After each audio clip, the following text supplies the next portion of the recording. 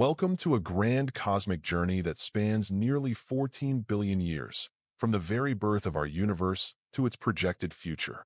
Together, we will traverse the entire history of existence itself, exploring how everything we see around us came to be.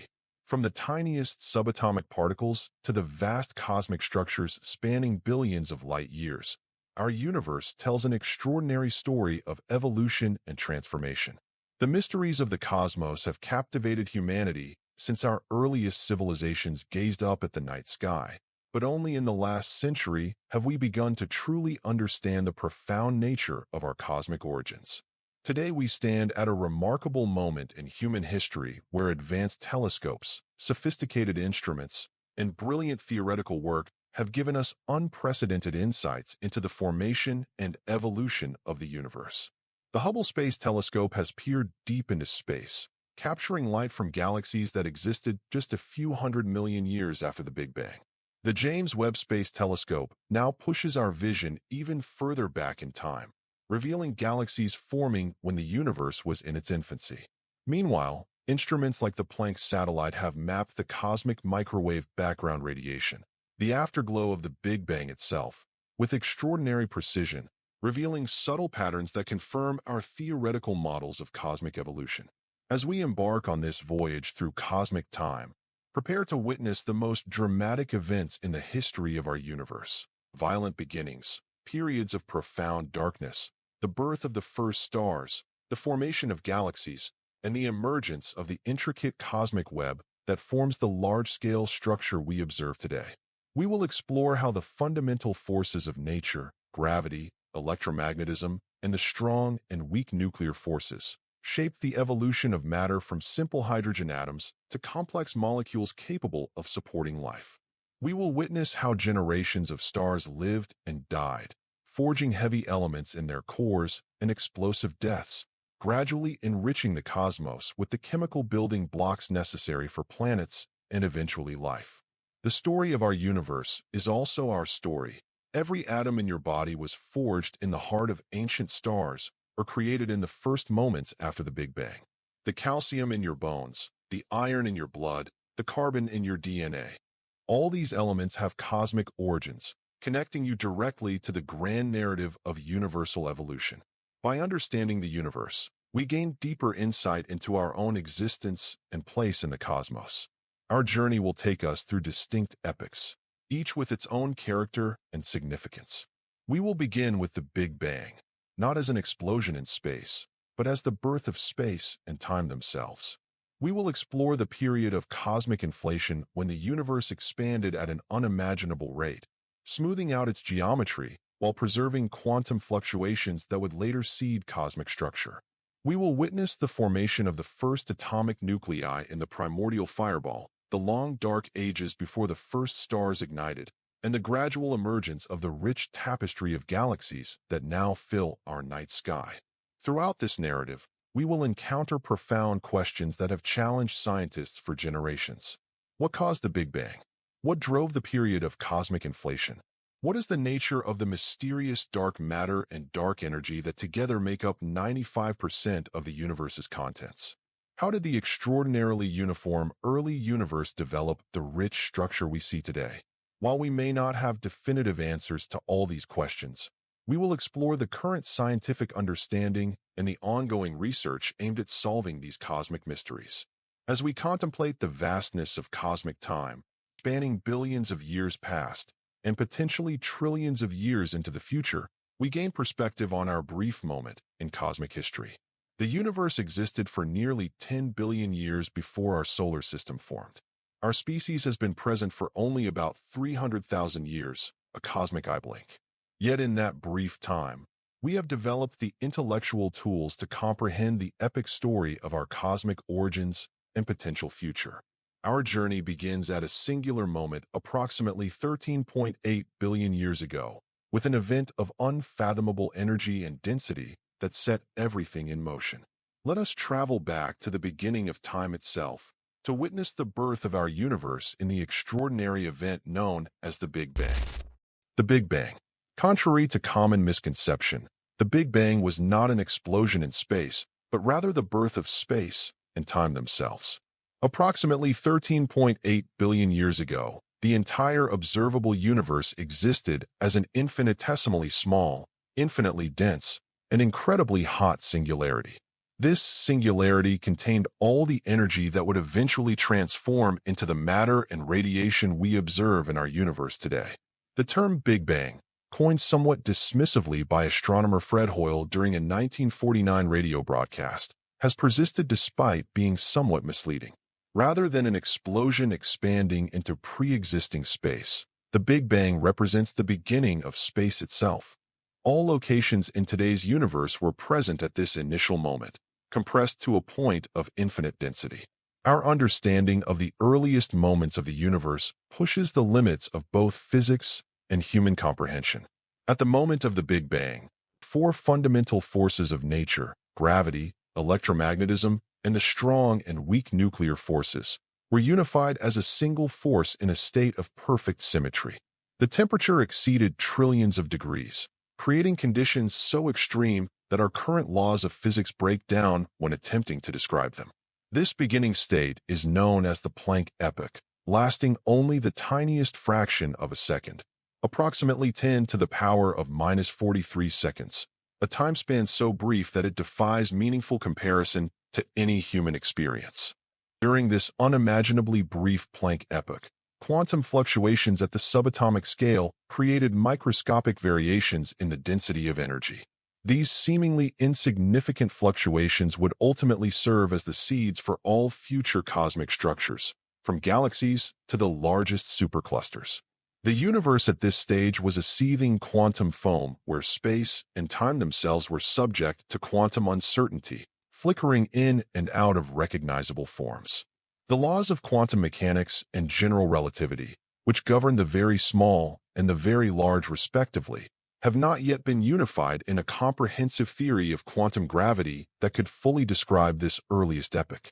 Theoretical approaches like string theory and loop quantum gravity attempt to bridge this divide, but experimental verification remains elusive due to the extraordinary energies involved. As the universe expanded and cooled, the unified force began to separate into the four distinct forces we recognize today.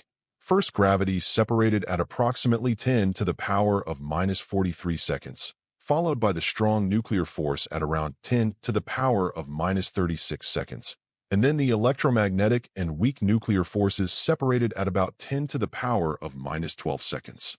This process, known as symmetry breaking, was accompanied by an extraordinary release of energy that further drove the expansion of the young universe.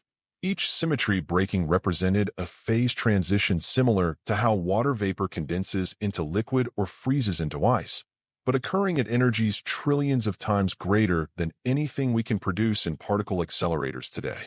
The separation of forces had profound consequences for the subsequent evolution of the universe. Gravity, the weakest of the four forces but with unlimited range, would eventually govern the formation of large-scale structures. The strong nuclear force, though extremely powerful, operates only at subatomic distances and would hold atomic nuclei together. The electromagnetic force would bind electrons to nuclei, forming atoms and enabling chemistry, while the weak nuclear force would facilitate certain types of radioactive decay and play a crucial role in stellar nucleosynthesis billions of years later. Within the first microsecond after the Big Bang, the universe consisted of an extraordinarily hot and dense quark-gluon plasma, where fundamental particles moved freely at nearly the speed of light.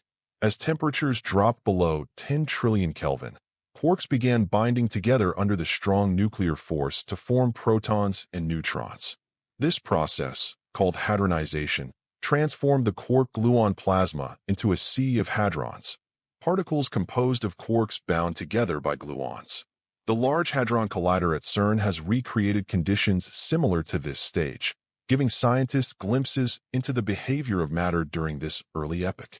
By 1 second after the Big Bang, the universe had cooled sufficiently for protons and neutrons to maintain stable configurations, though still immersed in an intensely hot bath of radiation and lighter particles like electrons, neutrinos, and their antiparticles. At this stage, the balance between protons and neutrons was established through weak nuclear interactions, with approximately 1 neutron for every 6 protons.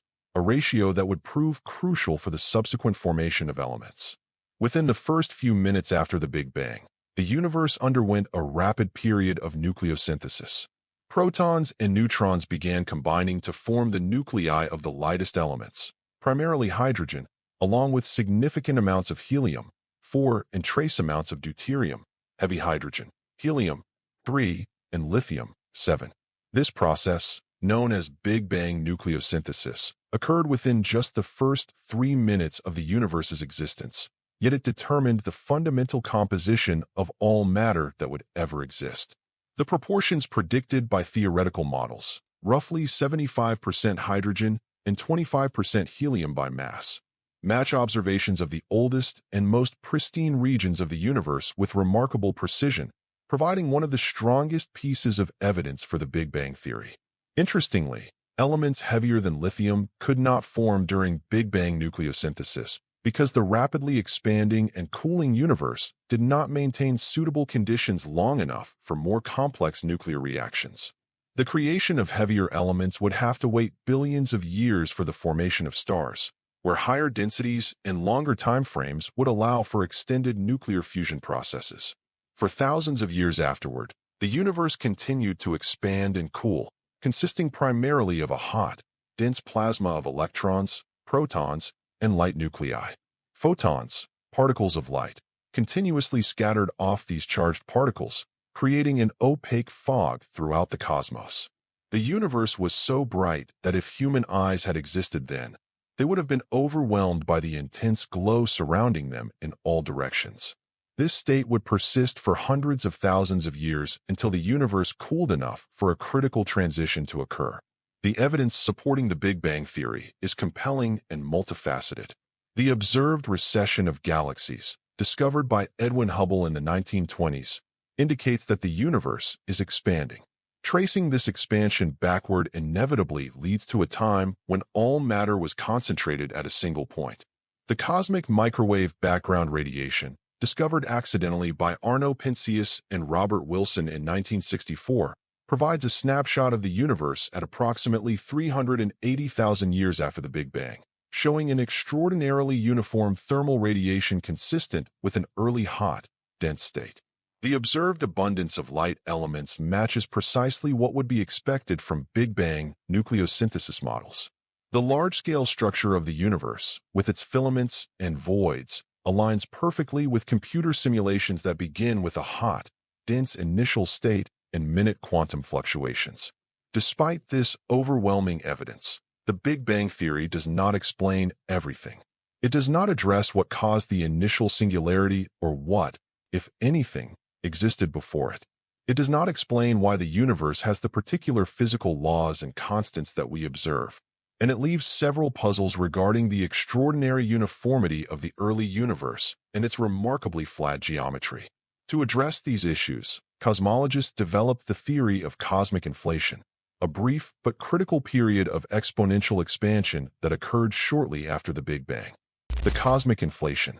The standard Big Bang theory successfully explains many observed features of our universe, but several significant puzzles remained unresolved until the early 1980s.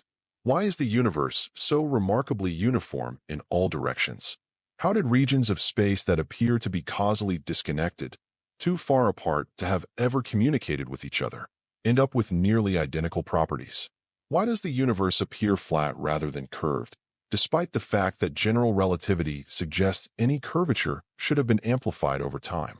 And why do we not observe massive quantities of exotic particles like magnetic monopoles that should have been produced in the early universe according to grand unified theories of physics? These questions, collectively known as the horizon problem, the flatness problem, and the monopole problem, represented significant gaps in our understanding of cosmic history. The theory of cosmic inflation, first proposed by physicist Alan Guth in 1979 and further refined by André Linde, Paul Steinhardt, and Andreas Albrecht, provided elegant solutions to these problems while transforming our understanding of the earliest moments of cosmic history.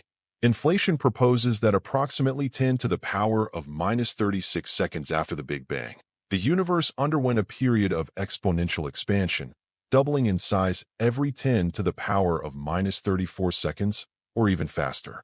This process was driven by a hypothetical scalar field, sometimes called the inflaton field, that contained enormous energy even in what would normally be its lowest energy state. This field behaved like a form of matter with negative pressure, creating a repulsive gravitational effect that drove space itself to expand at an accelerating rate. During this extraordinarily brief moment, the universe expanded faster than the speed of light, not by matter moving through space, but by space itself expanding at an incredible rate. In less than a billionth of a trillionth of a second, our observable universe expanded from a subatomic size smaller than a proton to roughly the size of a grapefruit. While this may not sound impressive on everyday scales, it represents an expansion factor of at least 10 to the power of 26, which means the number 10 followed by 26 zeros in the blink of an eye. To grasp the magnitude of this growth, imagine a single atom expanding to the size of our entire observable universe in less time than it takes light to cross the width of an atomic nucleus. Or picture a grain of sand suddenly stretching to a size larger than the entire Milky Way galaxy in less than a nanosecond.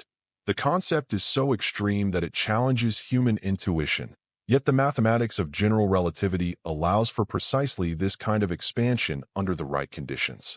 This expansion was driven by a hypothetical field called the inflation field, which contained enormous energy even in its lowest energy state. As the universe inflated, this field was in what physicists call a false vacuum state, like a ball sitting precariously on a small hill rather than in the true valley below. Eventually, the field transitioned to its true lowest energy state, much like a boulder rolling down a hill converts potential energy to kinetic energy. The end of inflation occurred when this field reached its lowest energy state, transforming its energy into a hot soup of particles that would eventually form the matter we see today.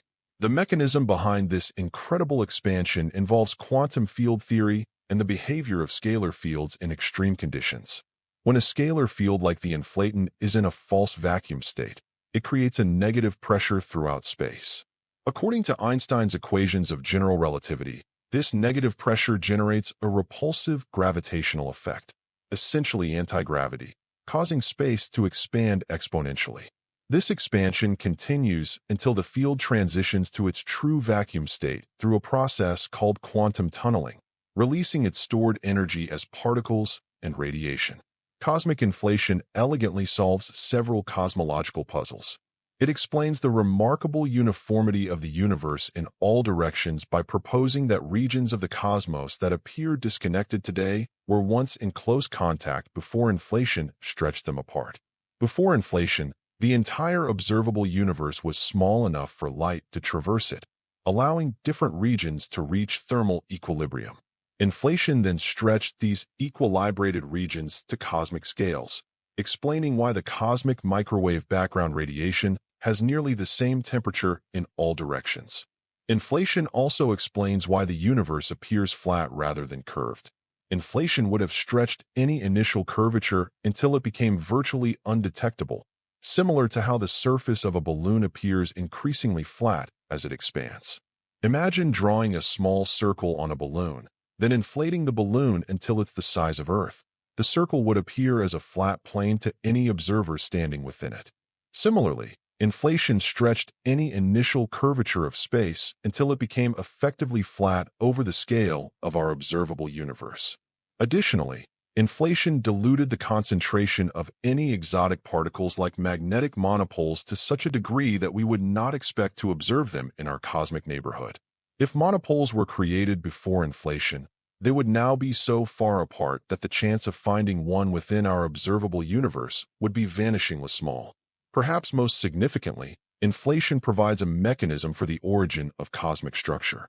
Quantum fluctuations, tiny variations in energy at the subatomic scale governed by Heisenberg's uncertainty principle, were stretched to macroscopic scales during inflation. These fluctuations became the density variations that would later collapse under gravity to form galaxies, stars, and ultimately planets.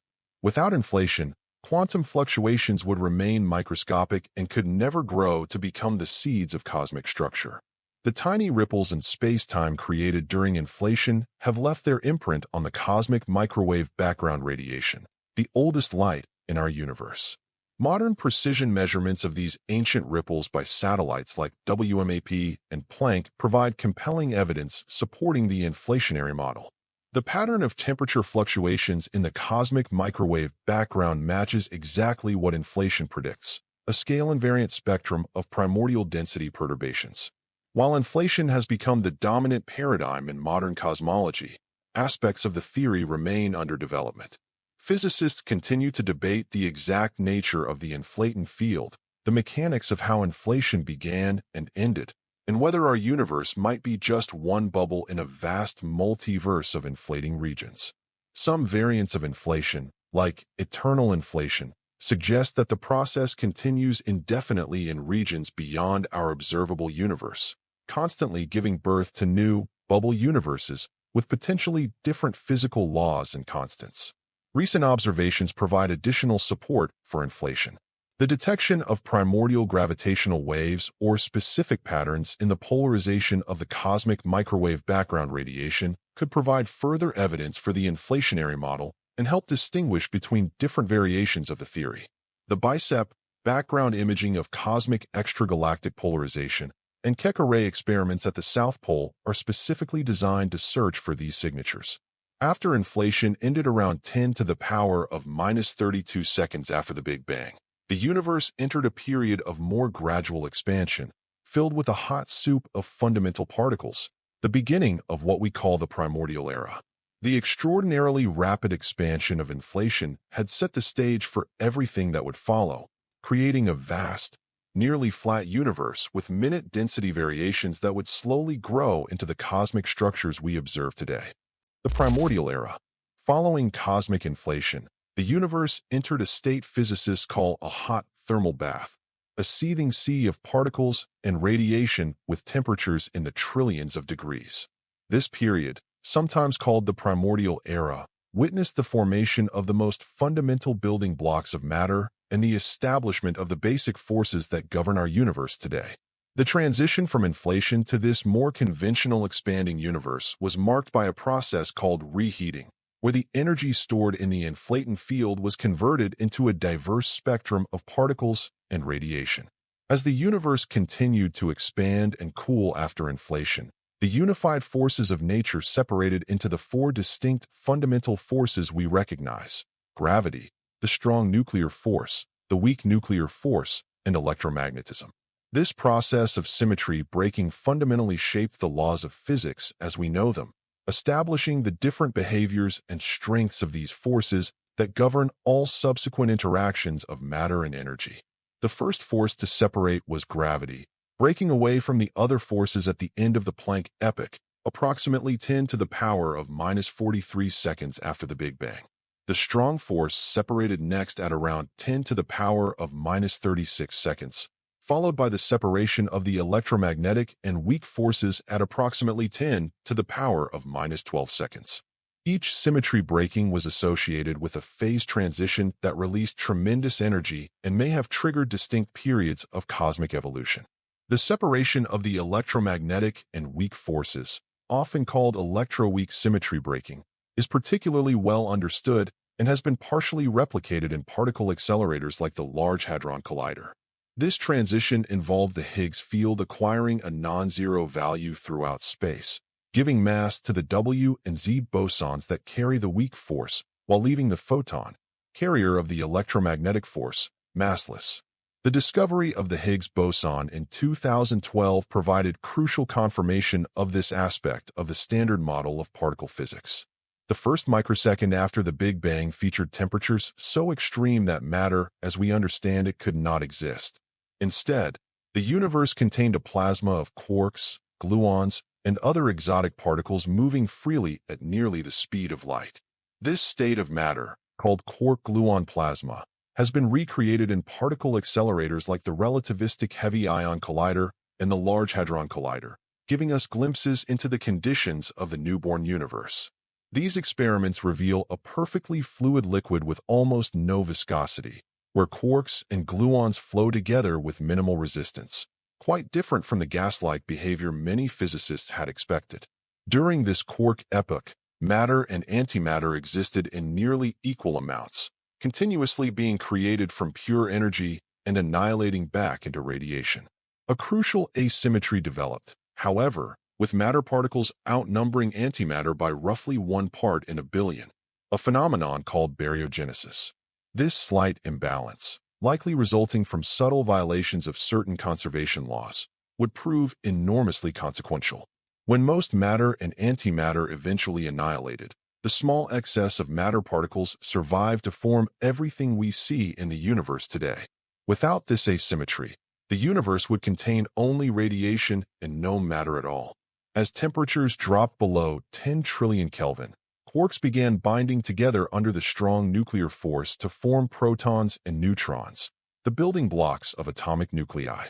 This process, called hadronization, occurred within the first second of cosmic history, transforming the quark-gluon plasma into a sea of hadrons. 3 quarks bound together to form baryons like protons and neutrons, while quark-antiquark pairs formed unstable mesons that quickly decayed. The strong nuclear force that binds quarks together exhibits a peculiar property called confinement. Quarks cannot exist as isolated particles, but must always be found in combinations that form color-neutral objects. As quarks were pulled apart by the expanding universe, the energy in the strong force field between them increased until it became energetically favorable to create new quark-antiquark pairs rather than allow quarks to separate fully. This process ensured that free quarks quickly became bound in hadrons, explaining why we never observe isolated quarks in nature. By 1 second after the Big Bang, the universe had cooled enough for neutrinos, ghostly particles that rarely interact with matter, decouple from other particles, and begin traveling freely through space. These primordial neutrinos, though extremely difficult to detect, still permeate our universe today as the cosmic neutrino background with a temperature of approximately 1.95 Kelvin. While we haven't yet directly detected this neutrino background due to the particle's elusive nature, its existence is a firm prediction of the standard Big Bang model. The neutrino decoupling marked an important transition in the early universe's evolution. Before this point, neutrinos were in thermal equilibrium with other particles, constantly interacting and exchanging energy. After decoupling, they began traveling freely, carrying away a significant portion of the universe's energy. This affected the expansion rate and influenced the subsequent formation of light elements. Between 1 and 3 minutes after the Big Bang, conditions became suitable for nuclear fusion. Protons and neutrons collided and combined to form the nuclei of the lightest elements, primarily hydrogen, single protons, and helium, 2 protons and 2 neutrons, with trace amounts of deuterium, 1 proton and 1 neutron, helium, 3, 2 protons and 1 neutron, lithium, 7, and beryllium, 7. This process, known as Big Bang nucleosynthesis, established the primordial abundance of elements, roughly 75% hydrogen, 25% helium, and tiny fractions of heavier elements. The exact ratios depended sensitively on conditions during this brief period, particularly the density of protons and neutrons, the expansion rate of the universe, and the number of neutrino species. Remarkably, theoretical calculations of these abundances match observational evidence from the most pristine regions of the universe with extraordinary precision, providing one of the strongest confirmations of the Big Bang theory. Big Bang nucleosynthesis occurred for only a brief window of cosmic time, from approximately 1 to 3 minutes after the Big Bang. Before this period, temperatures were too high for nuclei to remain stable, as they would be immediately broken apart by high-energy photons. After this period, the universe had cooled and expanded to the point where nuclear reactions became too rare to produce significant amounts of new elements. Elements heavier than lithium simply could not form in the early universe. Their creation would have to wait billions of years for the formation of stars. For the next 380,000 years, the universe existed as a hot, dense plasma of nuclei, electrons, and photons. This state resembled the interior of a star, with matter and radiation in constant interaction and thermal equilibrium. Photons of light continuously scattered off free electrons through a process called Thomson scattering, making the universe essentially opaque. Light could not travel far before being absorbed and re-emitted in a different direction. The universe was filled with an intense white glow, like being inside a star, with radiation unable to stream freely in any direction. During this era of the plasma universe, sound waves propagated through the primordial fluid, creating pressure oscillations in the plasma. These acoustic waves, driven by the counteracting forces of gravity pulling matter together and radiation pressure pushing it apart, created regions of compression and rarefaction throughout the cosmos. These baryon acoustic oscillations left their imprint in the distribution of matter that we can still detect today in the large-scale structure of the universe, providing another independent line of evidence for the Big Bang model. During this time, the expansion of the universe continued to stretch space-time and cool the cosmic plasma. Gradually, the average energy of particles decreased, setting the stage for a pivotal moment when electrons could finally combine with nuclei to form the first neutral atoms. This crucial transition, which would forever change the character of the universe, was approaching, the epoch of recombination. The primordial era established the basic inventory of particles and laid the groundwork for all subsequent cosmic evolution. The tiny fluctuations in density that originated during inflation were preserved and began the slow process of gravitational amplification that would eventually lead to cosmic structure. The distribution of matter and radiation set the stage for the formation of atoms, then molecules, and eventually the complex structures of the later universe. From this hot, dense beginning, the universe would continue cooling and evolving toward conditions that could eventually support the emergence of life. The recombination. Approximately 380,000 years after the Big Bang, a profound transformation occurred throughout the cosmos, an event astronomers call recombination or decoupling. As the expanding universe cooled to roughly 3,000 Kelvin, a temperature comparable to the surface of a red dwarf star, the plasma that had dominated the early universe underwent a fundamental change. For the first time, electrons could remain bound to atomic nuclei without being immediately knocked free by high-energy photons. This process allowed the first stable atoms to form, primarily hydrogen with some helium and trace amounts of lithium. The term recombination is somewhat of a misnomer in the cosmological context, as it suggests that electrons and nuclei had been combined before and were now recombining. In reality, this was the first time in cosmic history that stable atoms had formed. The terminology comes from laboratory physics, where ionized gas is often studied in its process of returning to a neutral state, with free electrons recombining with ions. Despite the inaccuracy, the term has persisted in cosmological literature. Recombination did not occur instantaneously throughout the universe, but unfolded as a gradual transition over thousands of years. As the temperature fell, electrons and nuclei began to form stable atoms, starting with helium, which recombined first due to its higher binding energy, followed by hydrogen. This process can be understood through the Saha equation, which describes the ionization balance in a gas as a function of temperature and density. According to this equation, when the universe cooled below about 3,000 Kelvin, the equilibrium shifted dramatically toward neutral atoms. The formation of neutral atoms had a revolutionary effect on the behavior of light in the universe. Before recombination, photons could travel only short distances before scattering off free electrons, creating an opaque fog throughout the cosmos. The mean free path of a photon, the average distance it could travel before interacting with a charged particle, was extremely short by cosmic standards, measured in terms of light years rather than the billions of light years that characterize our observable universe today. But neutral atoms interact much less with light, especially at the energies typical of photons at that time.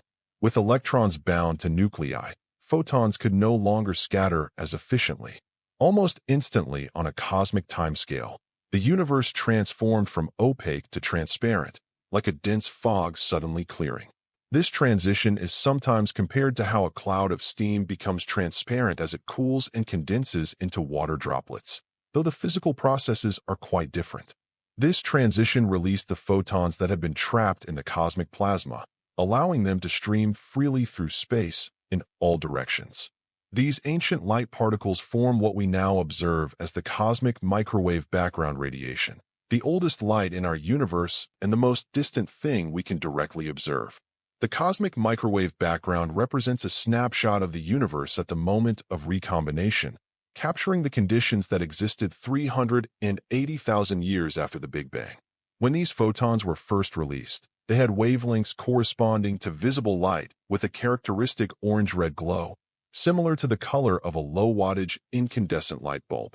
However, as the universe expanded over billions of years, these light waves stretched with the fabric of space-time, their wavelengths elongating into the microwave portion of the electromagnetic spectrum. This stretching of light is a direct consequence of cosmic expansion.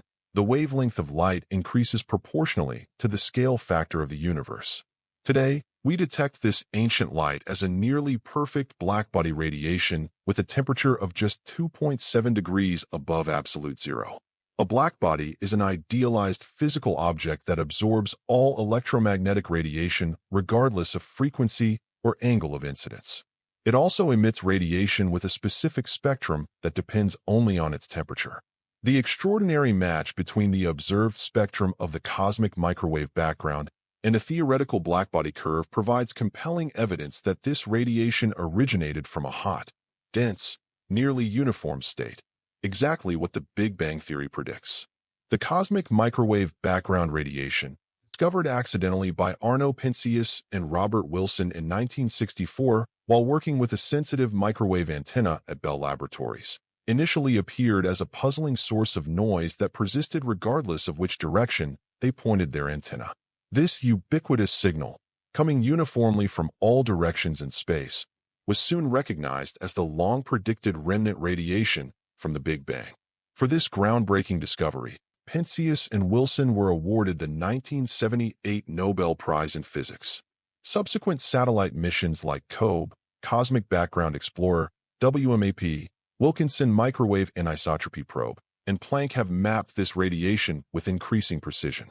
While appearing remarkably uniform at first glance, detailed measurements reveal tiny temperature variations across the sky, fluctuations of just 1 part in 100,000. These subtle hot and cold spots represent regions of slightly higher and lower density at the time of recombination. These minute temperature variations in the cosmic microwave background reveal the seeds of all future cosmic structures. They represent the density fluctuations, originally quantum in nature during inflation, that had been amplified by various processes during the primordial era. The detailed pattern of these temperature fluctuations confirms predictions of the inflationary model and provides some of our strongest evidence for the Big Bang theory. The specific pattern of hot and cold spots in the cosmic microwave background contains an extraordinary wealth of information about the composition and geometry of the universe. By analyzing the statistical properties of these fluctuations, their size distribution, angular correlations, and polarization, cosmologists can determine fundamental parameters like the total density of the universe, the proportion of dark matter versus ordinary matter, and the rate of cosmic expansion. The Planck satellite's measurements, completed in 2013, constrained these parameters with unprecedented precision, supporting a model where the universe is geometrically flat and consists of approximately 5% ordinary matter, 27% dark matter, and 68% dark energy. Beyond temperature variations, the cosmic microwave background also exhibits subtle polarization patterns, preferential orientations in the vibration of electromagnetic waves. These patterns come in 2 types: E modes, created by the density fluctuations at recombination, and the more elusive B modes, which could be generated by primordial gravitational waves from inflation. The detection of primordial B-mode polarization remains a holy grail of observational cosmology, as it would provide direct evidence of gravitational waves from the inflationary epoch and help constrain specific models of inflation. With recombination, the universe entered a new phase of its evolution. The formation of neutral atoms allowed gravity to begin its work of pulling matter together more efficiently, as neutral gas could collapse under gravity without the counteracting pressure from radiation that had previously limited structure formation. The universe had become transparent to visible and ultraviolet light, but ironically, there were no sources of such light yet in existence. The brilliant glow of the hot plasma faded, shifting to longer wavelengths as the universe expanded, and the first stars had not yet ignited. The universe had entered what astronomers poetically call the cosmic dark ages, a mysterious period that would last for hundreds of millions of years. During this time, the subtle density variations imprinted in the cosmic microwave background would slowly grow under the influence of gravity, eventually forming the first stars and galaxies. But before those luminous objects could appear, the universe would pass through a long period of relative darkness, with neutral hydrogen and helium atoms gradually clumping together in the gravitational wells created by dark matter. The epoch of recombination marks a crucial boundary in observational cosmology. It represents the earliest moment we can directly observe using electromagnetic radiation, as the universe was opaque to light before this time. To probe earlier epochs, cosmologists must either rely on other messengers like neutrinos and gravitational waves, or infer conditions indirectly from their effects on later, observable phenomena. Nevertheless, the cosmic microwave background provides an exquisitely detailed snapshot of the universe at an age of 380,000 years, less than 0.003% of its current age, allowing us to test our theories of cosmic evolution with remarkable precision. The Dark Ages. Following recombination, the universe entered an enigmatic period known as the Cosmic Dark Ages. This epoch, lasting from approximately 380,000 to about 100 million years after the Big Bang, represents one of the least understood phases in cosmic history. With the release of the cosmic microwave background radiation, the brilliant glow that had permeated the early universe faded away. No stars yet existed to illuminate the cosmos, and the only light present was the rapidly cooling radiation from the Big Bang, which had already shifted from visible to infrared wavelengths as the universe expanded. The term Dark Ages draws a deliberate parallel to Earth's historical Dark Ages, a period of relative obscurity between ancient and modern times. In the cosmic context, the darkness was literal. The universe existed in a state of near-total darkness, with no visible light sources. Had an observer somehow existed during this era, they would have perceived almost complete blackness in all directions, with perhaps only the faintest glow from the cooling cosmic background radiation, now shifted to infrared wavelengths invisible to human eyes. The universe during this time consisted primarily of neutral hydrogen and helium gas distributed almost uniformly throughout space, with only subtle variations in density inherited from the quantum fluctuations enlarged by cosmic inflation. These minute differences in density would prove crucial for the future development of structure in the universe. Regions that were slightly denser than average contained more matter and therefore exerted a slightly stronger gravitational pull on their surroundings. Conversely, regions that were slightly less dense than average had a weaker gravitational attraction. Throughout the Dark Ages, gravity worked slowly but inexorably to enhance these density variations. Regions with slightly more matter attracted additional material from their surroundings, growing progressively denser. Meanwhile, regions with slightly less matter lost material to denser regions, becoming more rarefied. This process, known as gravitational instability, gradually amplified the initial fluctuations, converting a nearly uniform universe into one with distinct clumps and voids. The rate at which these density fluctuations grew depended on a subtle balance between gravitational attraction and the pressure of the gas. In regions where gravity dominated, matter collapsed inward, increasing the density and strengthening the gravitational pull, leading to a runaway process of collapse. In regions where pressure dominated, the tendency of gas to compress was resisted, preventing collapse. The characteristic size of the first structures to form was determined by this balance between gravity and pressure. Dark matter played a pivotal role during this era. Unlike ordinary matter, dark matter interacts only through gravity and is unaffected by radiation pressure or other forces that resist compression. This allowed dark matter to begin clumping together earlier than normal matter, forming gravitational wells that accelerated the collapse of gas into dense regions. These dark matter halos became the scaffolding upon which future galaxies would form. Computer simulations reveal that dark matter began forming a complex network of filaments and nodes. the earliest manifestation of the cosmic web that would later characterize the large-scale structure of the universe. Ordinary matter gradually followed this dark matter distribution, flowing along the filaments and concentrating at the nodes. Within these developing structures, the first bound objects began to take shape, setting the stage for the formation of stars and galaxies. As the Dark Ages progressed, the hydrogen gas within these growing dark matter halos became increasingly compressed. In the densest regions, the gas reached sufficient concentrations to begin forming small molecules, primarily molecular hydrogen, H2. Although hydrogen is normally found as individual atoms, under the right conditions, atoms can pair up to form molecules. This molecular formation was catalyzed by a tiny residual population of free electrons, remnants from recombination, that facilitated the necessary chemical reactions.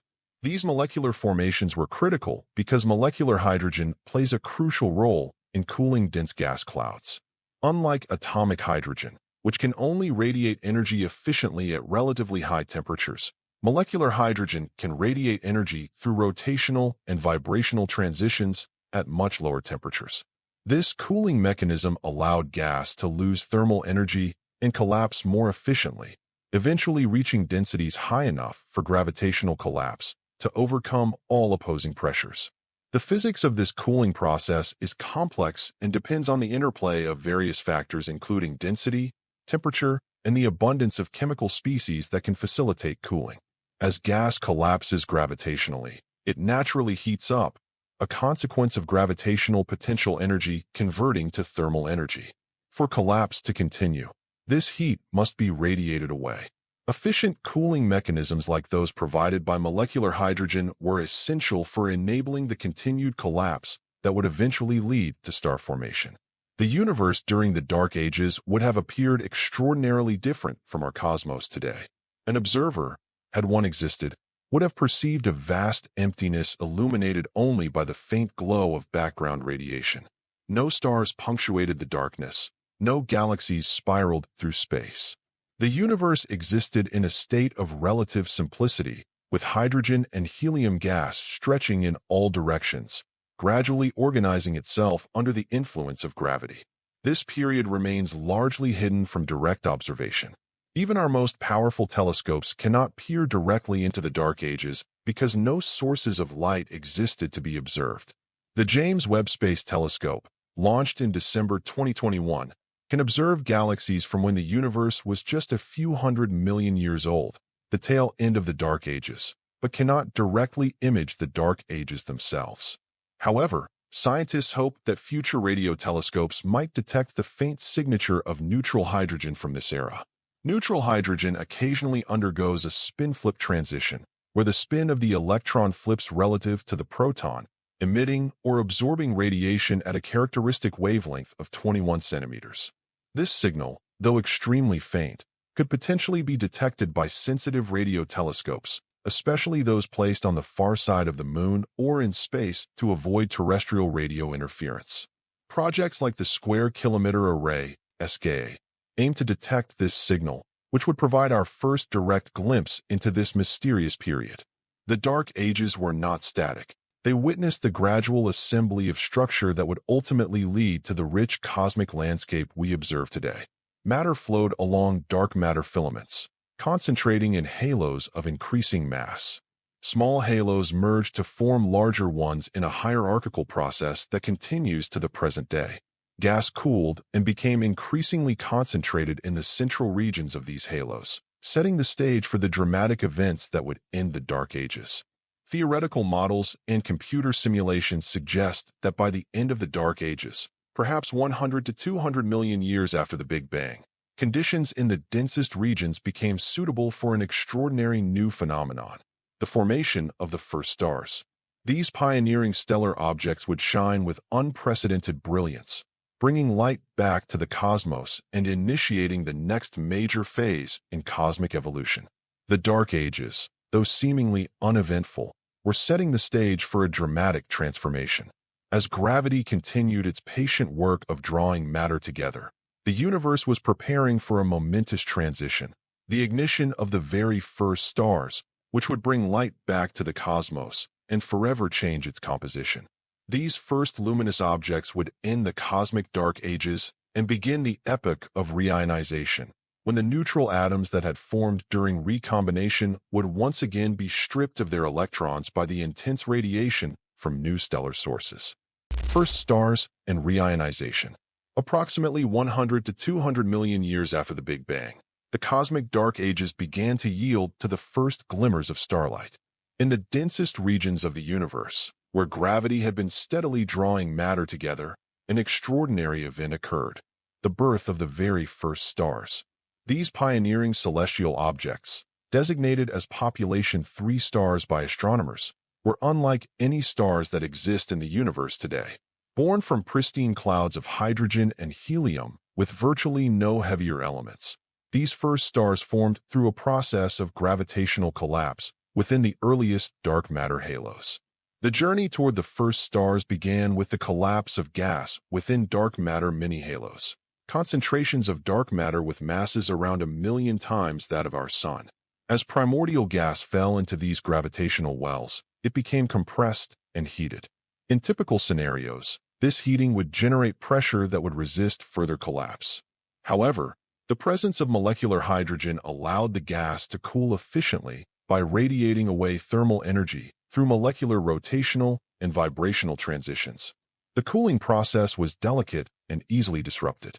Even a small amount of ultraviolet radiation could dissociate molecular hydrogen, halting the cooling process. But in the pristine environment of the early universe, before any stars had formed to generate such radiation, molecular hydrogen could form and persist in sufficient quantities to facilitate cooling and collapse. As the gas cooled, gravitational forces dominated over pressure forces, causing the cloud to fragment and collapse further. As primordial gas clouds contracted under their own gravity, they heated up until their cores reached the critical temperature of approximately 10 million Kelvin. At this threshold, nuclear fusion ignited, marking the birth of the first starlight in cosmic history.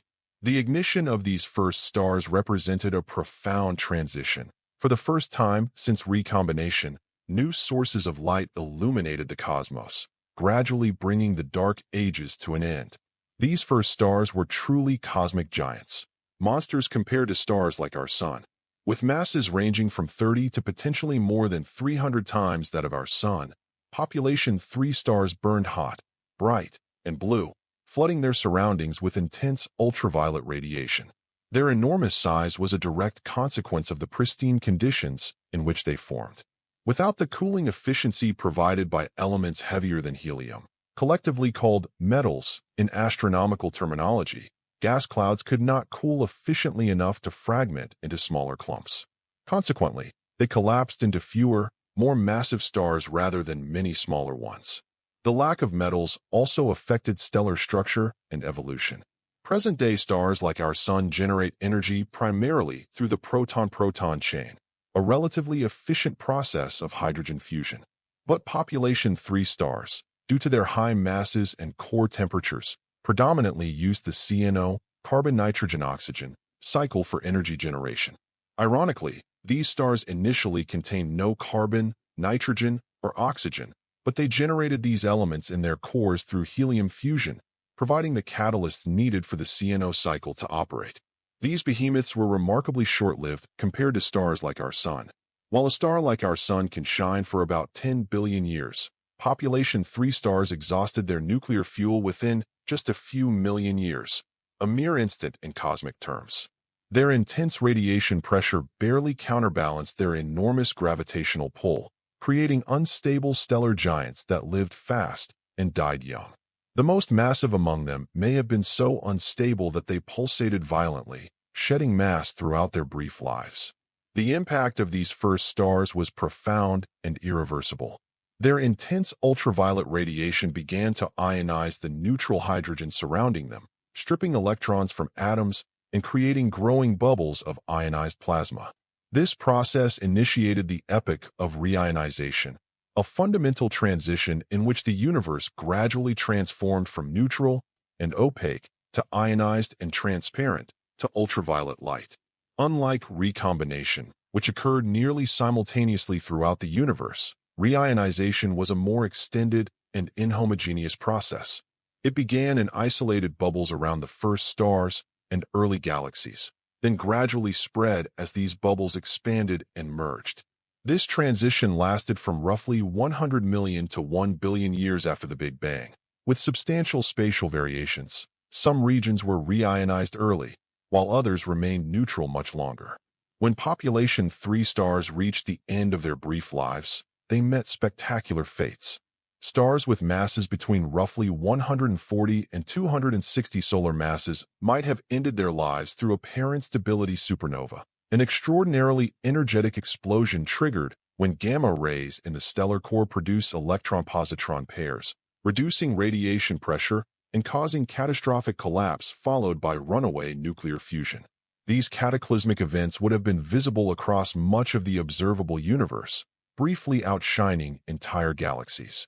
Stars slightly less massive, between about 100 and 140 solar masses, may have experienced pulsational parent stability, undergoing repeated episodes of partial collapse and explosive burning that ejected outer layers before eventually collapsing to form black holes.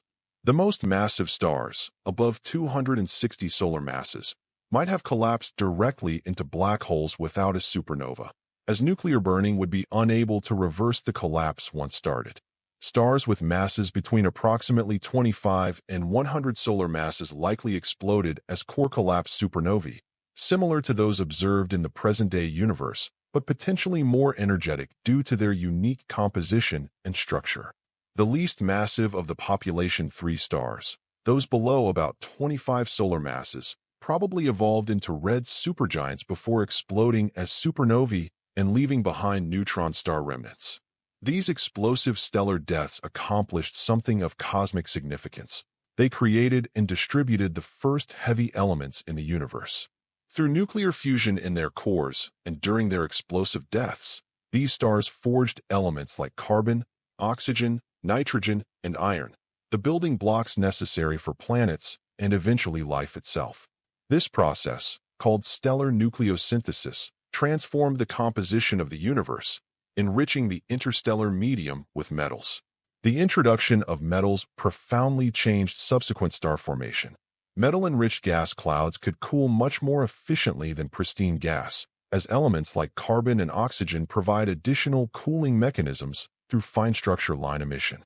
This enhanced cooling allowed gas to fragment into smaller clumps, leading to the formation of less massive stars.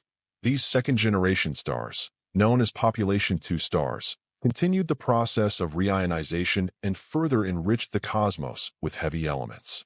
As metal enrichment continued, star formation transitioned from the rare, extremely massive population 3 stars to the more familiar distribution of stellar masses we observe today, including low-mass stars like our Sun. This transition was gradual, with intermediate phases where gas with varying degrees of metal enrichment formed stars with a range of properties. Some astronomers use the term population 3.2 to describe a second generation of primordial stars that formed in gas that had been ionized but not yet enriched with metals, or population 2.5 for early metal-poor stars that bridge the gap between true population 3 and typical population 2 stars. The end products of the first stars played crucial roles in subsequent cosmic evolution. Black holes formed from massive population 3 stars may have served as the seeds for supermassive black holes that now lurk at the centers of galaxies. Some of these black holes began accreting surrounding matter, growing in mass and potentially becoming the first quasars, extraordinarily luminous objects powered by matter falling onto supermassive black holes. As more stars formed and died, the bubbles of ionized hydrogen surrounding stellar nurseries expanded and began to overlap. By approximately 1 billion years after the Big Bang, most of the hydrogen in the universe had been reionized, marking the end of the reionization epoch.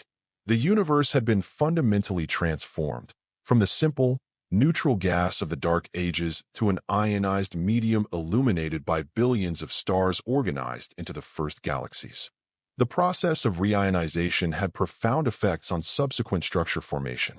The heating of intergalactic gas during reionization increased its pressure, making it more difficult for this gas to collapse into small dark matter halos. This suppressed the formation of low-mass galaxies, effectively setting a minimum mass scale for galaxies that could form after reionization.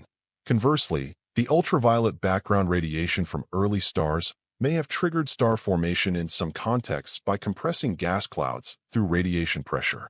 Observational evidence for the epoch of reionization comes from multiple sources. The most direct evidence comes from studying distant quasars. Light from these objects passes through the intergalactic medium on its way to our telescopes, and the presence or absence of absorption features in quasar spectra reveals the ionization state of hydrogen along the line of sight. Studies of the most distant known quasars indicate that reionization was largely complete by about 1 billion years after the Big Bang. Cosmic microwave background provides additional constraints on reionization. When free electrons from reionized hydrogen scattered CMB photons, they imprinted a characteristic polarization signal on the radiation. The strength of this signal, measured by satellites like WMAP and Planck, indicates that reionization began early but proceeded gradually, with a midpoint around 700 million years after the Big Bang. Direct observation of the first stars remains beyond the capabilities of current telescopes. Even the James Webb Space Telescope, with its unprecedented sensitivity to infrared light, can observe only the most luminous collections of early stars gathered in the first galaxies, not individual population 3 stars. However, next-generation facilities like the proposed JWST successor, the Habitable Worlds Observatory, or ground-based extremely large telescopes may be able to detect supernova explosions from individual population 3 stars, providing direct evidence of these cosmic pioneers. The era of reionization represents a crucial transition in cosmic history, the period when the universe became recognizable as the cosmos we observe today. The first stars and galaxies had illuminated the darkness, enriched space with complex elements, and set the stage for the further development of cosmic structure. With reionization largely complete, the universe entered a new phase dominated by the formation and evolution of galaxies, the fundamental building blocks of large-scale cosmic structure and the cradles of planetary systems and potentially life itself. Galaxy formation. The formation of galaxies represents one of the most significant chapters in the story of our universe, beginning roughly 400 million years after the Big Bang and continuing vigorously through the first few billion years of cosmic history. Galaxies, vast collections of stars, gas, dust, and dark matter, emerged from the primordial density fluctuations that had been steadily amplified by gravity since the earliest moments of the universe. These complex structures, which serve as the fundamental building blocks of the large-scale cosmos and the birthplaces of stars and planetary systems, evolved through a combination of internal processes and interactions with their environment. The process began within dark matter halos, massive concentrations of invisible matter that formed the gravitational scaffolding for galaxy formation. These halos originated from the small density fluctuations imprinted during cosmic inflation and amplified during the Dark Ages. Unlike normal matter, dark matter is affected only by gravity, allowing it to begin clumping together earlier than ordinary matter, which experienced pressure forces that resisted compression. Computer simulations reveal that dark matter first organized into a complex network of filaments with dense nodes at their intersections, the cosmic web that would provide the foundation for all subsequent structure. These dark matter halos merged hierarchically over time, with smaller halos combining to form progressively larger structures. This process of hierarchical assembly represents a fundamental aspect of galaxy formation in the standard cosmological model. Smaller structures form first, then merge to build larger ones. The most massive halos formed at the intersections of multiple filaments, where matter flowed in from several directions simultaneously, creating the perfect conditions for the formation of galaxy clusters billions of years later. Within these growing dark matter halos, ordinary matter, primarily hydrogen and helium gas, fell inward, drawn by the gravitational pull of dark matter. As this gas fell toward the center of the halo, it gained kinetic energy and heated up, creating pressure that temporarily halted collapse. For continued collapse to occur, the gas needed to cool by radiating away this thermal energy. Various cooling mechanisms operated depending on the temperature and composition of the gas, including atomic line emission, molecular cooling, and later, when metals became available, fine structure line cooling and dust emission. As this gas reached sufficient density, it began to cool through radiation, allowing it to collapse further and fragment into distinct cloud complexes. The efficiency of this cooling process depended strongly on the presence of elements heavier than helium. In the earliest galaxies, formed from nearly pristine gas, cooling was less efficient, resulting in different patterns of star formation compared to later galaxies enriched with metals from previous stellar generations. Angular momentum played a crucial role in determining the structure of forming galaxies. Gas falling into dark matter halos carried angular momentum, causing it to spiral rather than fall directly to the center. This rotation naturally led to the formation of disk-like structures as gas settled into circular orbits around the galactic center. The conservation of angular momentum explains why many galaxies, including our Milky Way, have flat, rotating disk structures rather than spherical shapes. The first galaxies bore little resemblance to the majestic spiral and elliptical galaxies we observe today. They were relatively small, irregular structures, perhaps just a few thousand light-years across, containing millions rather than billions of stars. These proto-galaxies were turbulent, chaotic environments where star formation occurred at prodigious rates. Their small size and low mass made them highly susceptible to disruption by stellar explosions and other feedback mechanisms, potentially causing them to experience episodic bursts of star formation followed by periods of quiescence. The James Webb Space Telescope has recently provided unprecedented views of these early galaxies, revealing them to be surprisingly bright and more numerous than previous models had predicted.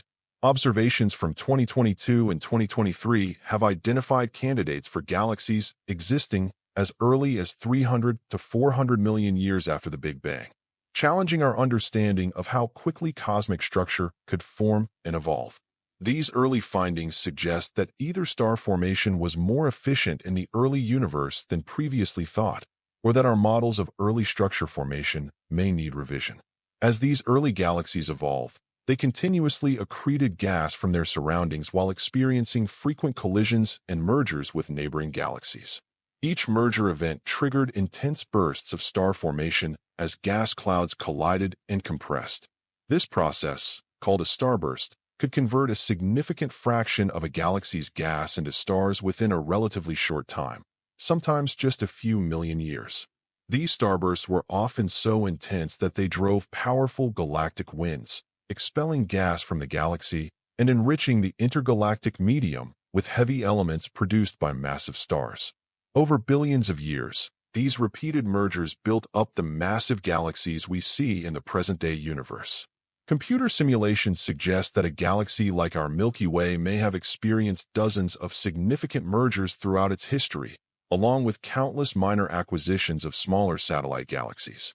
Each merger event left its imprint on the galaxy's structure, contributing to features like bulges, stellar halos, and thick disks that we observe in mature galaxies today. The formation of the earliest galaxies coincided with the development of the first supermassive black holes.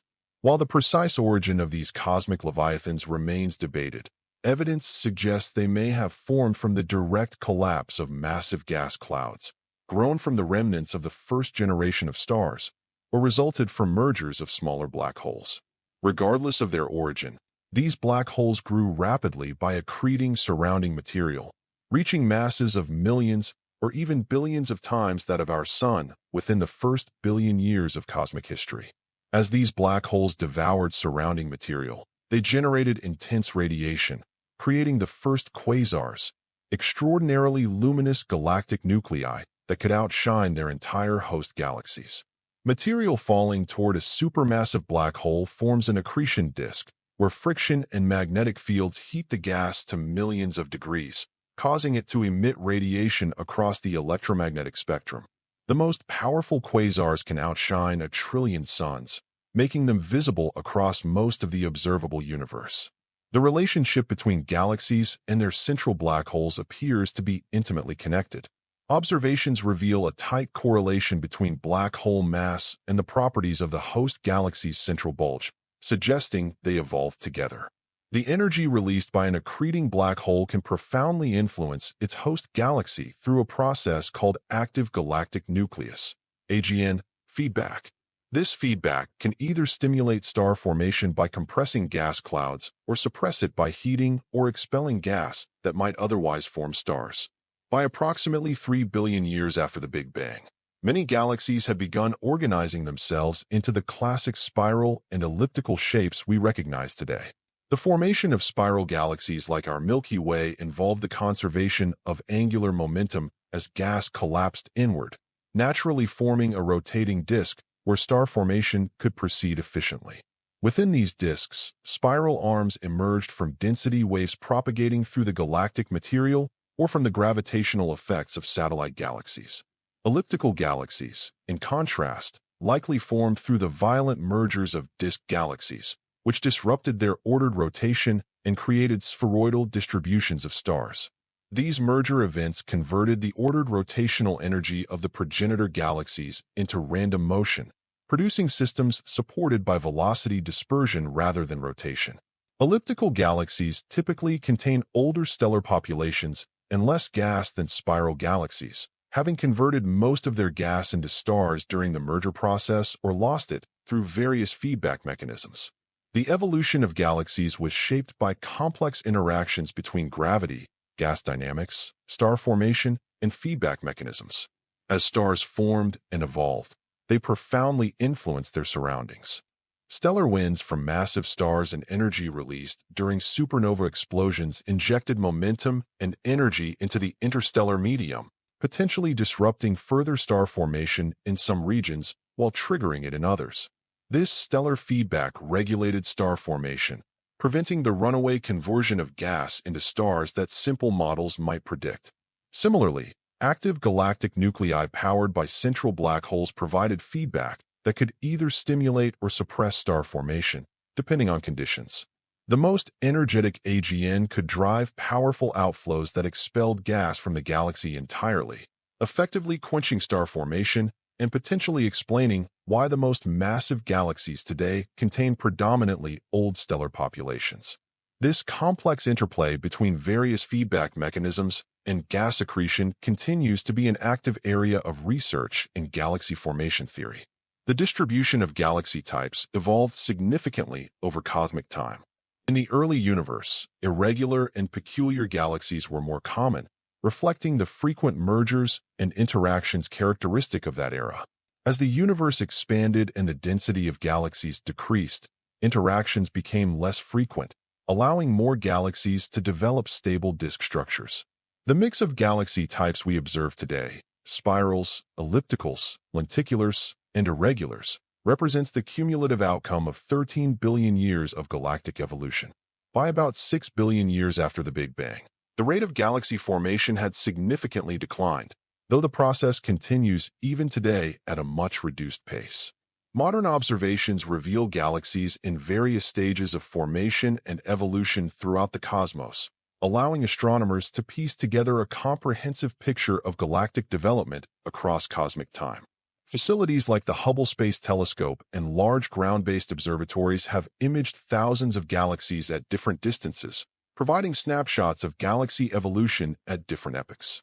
The history of galaxy formation is also the history of chemical enrichment in the universe. Each generation of stars produced heavier elements, gradually increasing the metal content of galaxies. This enrichment process was crucial for the later formation of rocky planets, organic molecules, and eventually life itself. The distribution of elements within and between galaxies chronicles the history of star formation, stellar evolution, and the exchange of material between galaxies and the intergalactic medium. Galaxy formation did not occur in isolation but was influenced by the larger cosmic environment. Galaxies in dense regions like clusters evolved differently from those in more isolated settings. Cluster galaxies often experienced harassment, frequent high-speed encounters with other galaxies, and ram pressure stripping, where movement through the hot intracluster medium removed gas from the galaxy. These environmental effects transformed many cluster galaxies from gas-rich spirals to gas-poor ellipticals or lenticulars, explaining the observed morphology-density relation in the present-day universe. Our understanding of galaxy formation continues to evolve as new observations challenge and refine theoretical models. The discovery of massive galaxies already in place less than 1 billion years after the Big Bang has prompted revisions to models of early structure formation. Similarly, observations of galaxies with unexpected properties, such as extremely diffuse galaxies with relatively high dark matter content or massive disk galaxies with minimal bulges, continue to test our understanding of the diverse pathways of galactic evolution. While individual galaxies were forming and evolving, they were also organizing themselves into progressively larger structures, creating the intricate cosmic web that characterizes the large-scale structure of our universe. Galaxies clustered together through mutual gravitational attraction, forming groups, clusters, and eventually superclusters that trace the underlying distribution of dark matter. This hierarchical assembly of structure, from individual galaxies to the largest cosmic structures, represents the culmination of processes that began with quantum fluctuations during the earliest moments of the universe. The large-scale structure. When we zoom out to observe the universe at its largest scales, a remarkable pattern emerges: a vast cosmic web of interconnected filaments, dense clusters, and nearly empty voids stretching across billions of light years. This intricate large-scale structure evolved gradually from the minute density fluctuations imprinted during cosmic inflation and represents the culmination of gravity's influence across the history of the universe. The distribution of galaxies throughout space is not random, but follows a distinct pattern that reflects the underlying distribution of matter, particularly dark matter, which makes up the bulk of the universe's mass. The foundation of this cosmic architecture was established during the Dark Ages, when dark matter began clumping together along slightly overdense regions, forming an invisible scaffold. Dark matter, unlike ordinary matter, interacts only through gravity and is not affected by radiation pressure or other forces that resist compression. This allowed dark matter to begin forming structures earlier than ordinary matter, creating gravitational wells that would eventually draw in gas and form the visible universe we observe today. Ordinary matter followed this dark matter distribution, flowing along gravitational gradients to create filamentary structures intersecting at dense nodes. These intersections became the birthplaces of galaxy clusters, the largest gravitationally bound structures in the universe. The process can be compared to water flowing downhill, naturally finding the path of least resistance and pooling in low-lying areas. Similarly, matter in the universe flowed toward regions of higher density, amplifying initial fluctuations and creating the striking contrast between dense structures and empty voids that characterizes the cosmic web. The cosmic web resembles a three-dimensional sponge or foam, with galaxies concentrated along filaments that stretch between massive clusters. These filaments, which can span hundreds of millions of light years, contain a significant fraction of the universe's matter and serve as cosmic highways along which galaxies and gas flow toward clusters.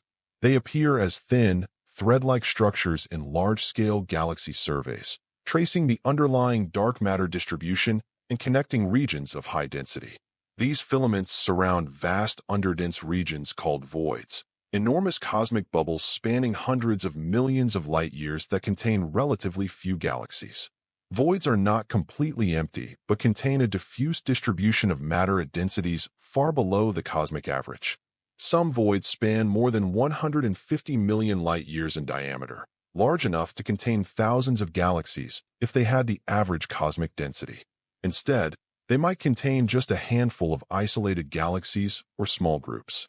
The contrast between these nearly empty regions and the dense filaments and clusters that surround them creates the sponge-like appearance of the cosmic web. This pattern of filaments, clusters, and voids emerged naturally from the initial conditions of the universe through the action of gravity over billions of years. Computer simulations that begin with a nearly uniform distribution of matter, with just tiny fluctuations matching those observed in the cosmic microwave background, naturally reproduce the cosmic web structure we observe today when gravity, is allowed to act over cosmic timescales. This remarkable agreement between theory and observation provides strong support for our understanding of structure formation. Galaxy clusters represent the most impressive features of the cosmic web.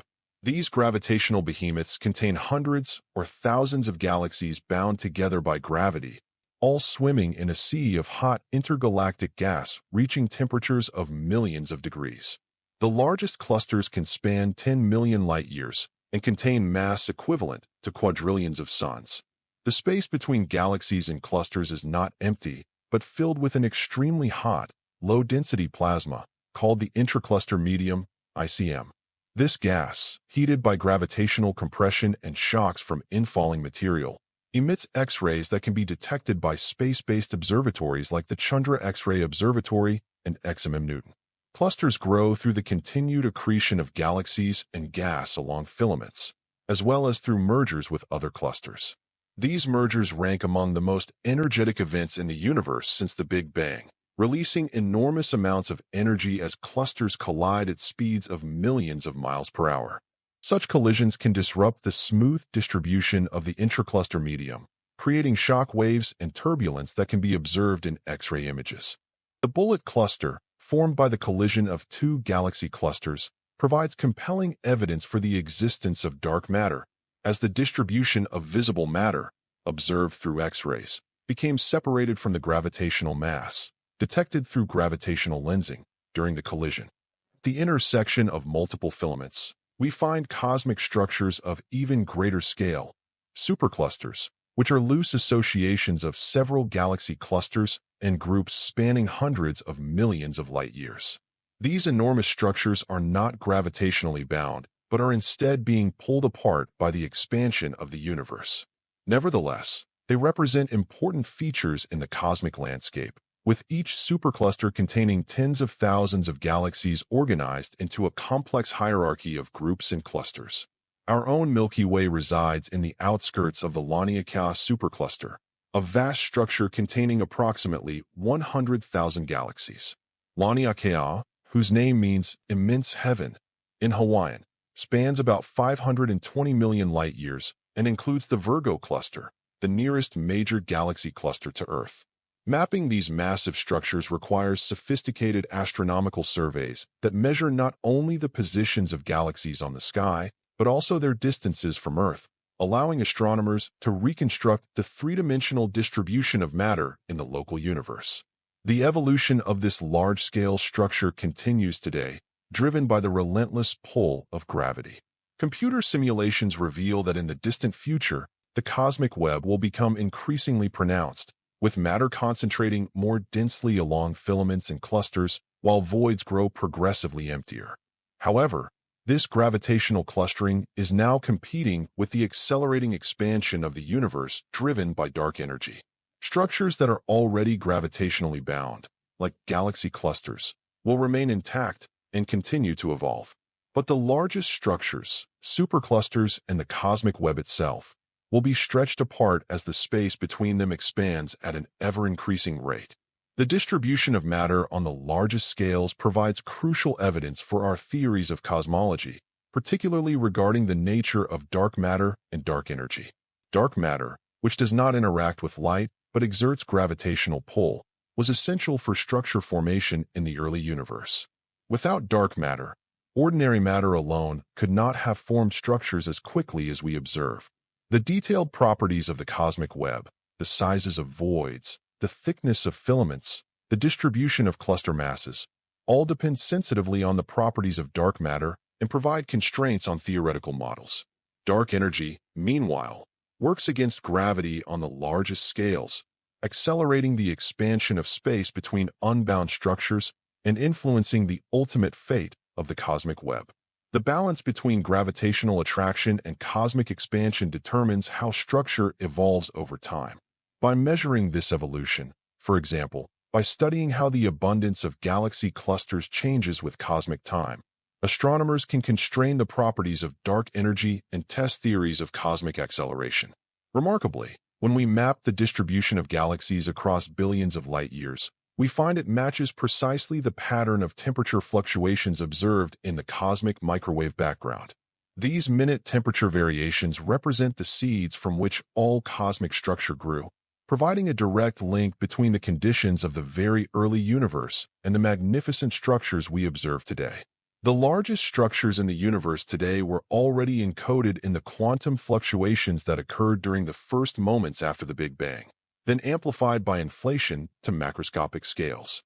Our ability to observe and analyze this large-scale structure has been revolutionized by massive galaxy surveys like the Sloan Digital Sky Survey, which has mapped the three-dimensional positions of millions of galaxies. These surveys have revealed that the cosmic web is even more intricate and extensive than previously imagined, with structure evident on scales approaching 1 billion light-years. Future surveys using facilities like the Vera-C, Rubin Observatory, and the Euclid Space Telescope will map the distribution of galaxies with unprecedented precision, providing new insights into the nature of dark matter and dark energy. Cosmic web also contains a significant reservoir of ordinary matter that has eluded direct detection until recently. Theoretical models predict that up to 40% of all baryonic, ordinary, matter should reside in the warm-hot intergalactic medium, WIM, diffuse gas with temperatures between 100,000 and 10 million Kelvin that permeates the filaments of the cosmic web. This gas is too diffuse to form stars and too cool to emit the X-rays that make the intracluster medium visible, but recent observations using techniques like the Sunyaev-Zeldovich effect and fast radio burst dispersion measurements have begun to detect this missing baryonic matter. Within this grand cosmic architecture, smaller structures like galaxy groups and individual star systems formed through localized gravitational collapse. Our own cosmic neighborhood, the local group of galaxies dominated by the Milky Way and Andromeda, represents just one tiny node within this vast cosmic tapestry. Understanding how our local environment fits into the larger cosmic web provides context for the formation and evolution of our galaxy and ultimately our solar system and planet. The study of large-scale structure continues to advance through a combination of observational surveys and sophisticated computer simulations. Modern simulations like Illustris TNG and Eagle incorporate not only gravity, but also gas dynamics, star formation, and feedback processes, allowing researchers to model the coevolution of dark matter and ordinary matter across cosmic time. These simulations reproduce observed features of the cosmic web with remarkable fidelity, from the distribution of galaxies to the properties of the intergalactic medium, validating our basic understanding of structure formation while highlighting areas that require further investigation. Our cosmic neighborhood. Within the vast cosmic web, our own corner of the universe has its own fascinating history of formation and evolution.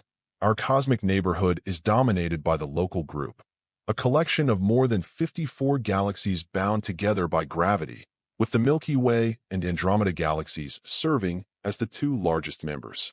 Understanding how our galactic home formed provides a more personal connection to the cosmic story, linking the grand narrative of universal evolution to the specific environment that eventually gave rise to our solar system, our planet, and ultimately life itself.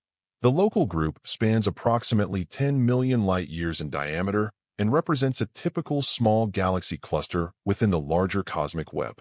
Besides the Milky Way and Andromeda, it includes the Triangulum Galaxy, M33, the third largest member, along with dozens of dwarf galaxies orbiting as satellites around the larger galaxies.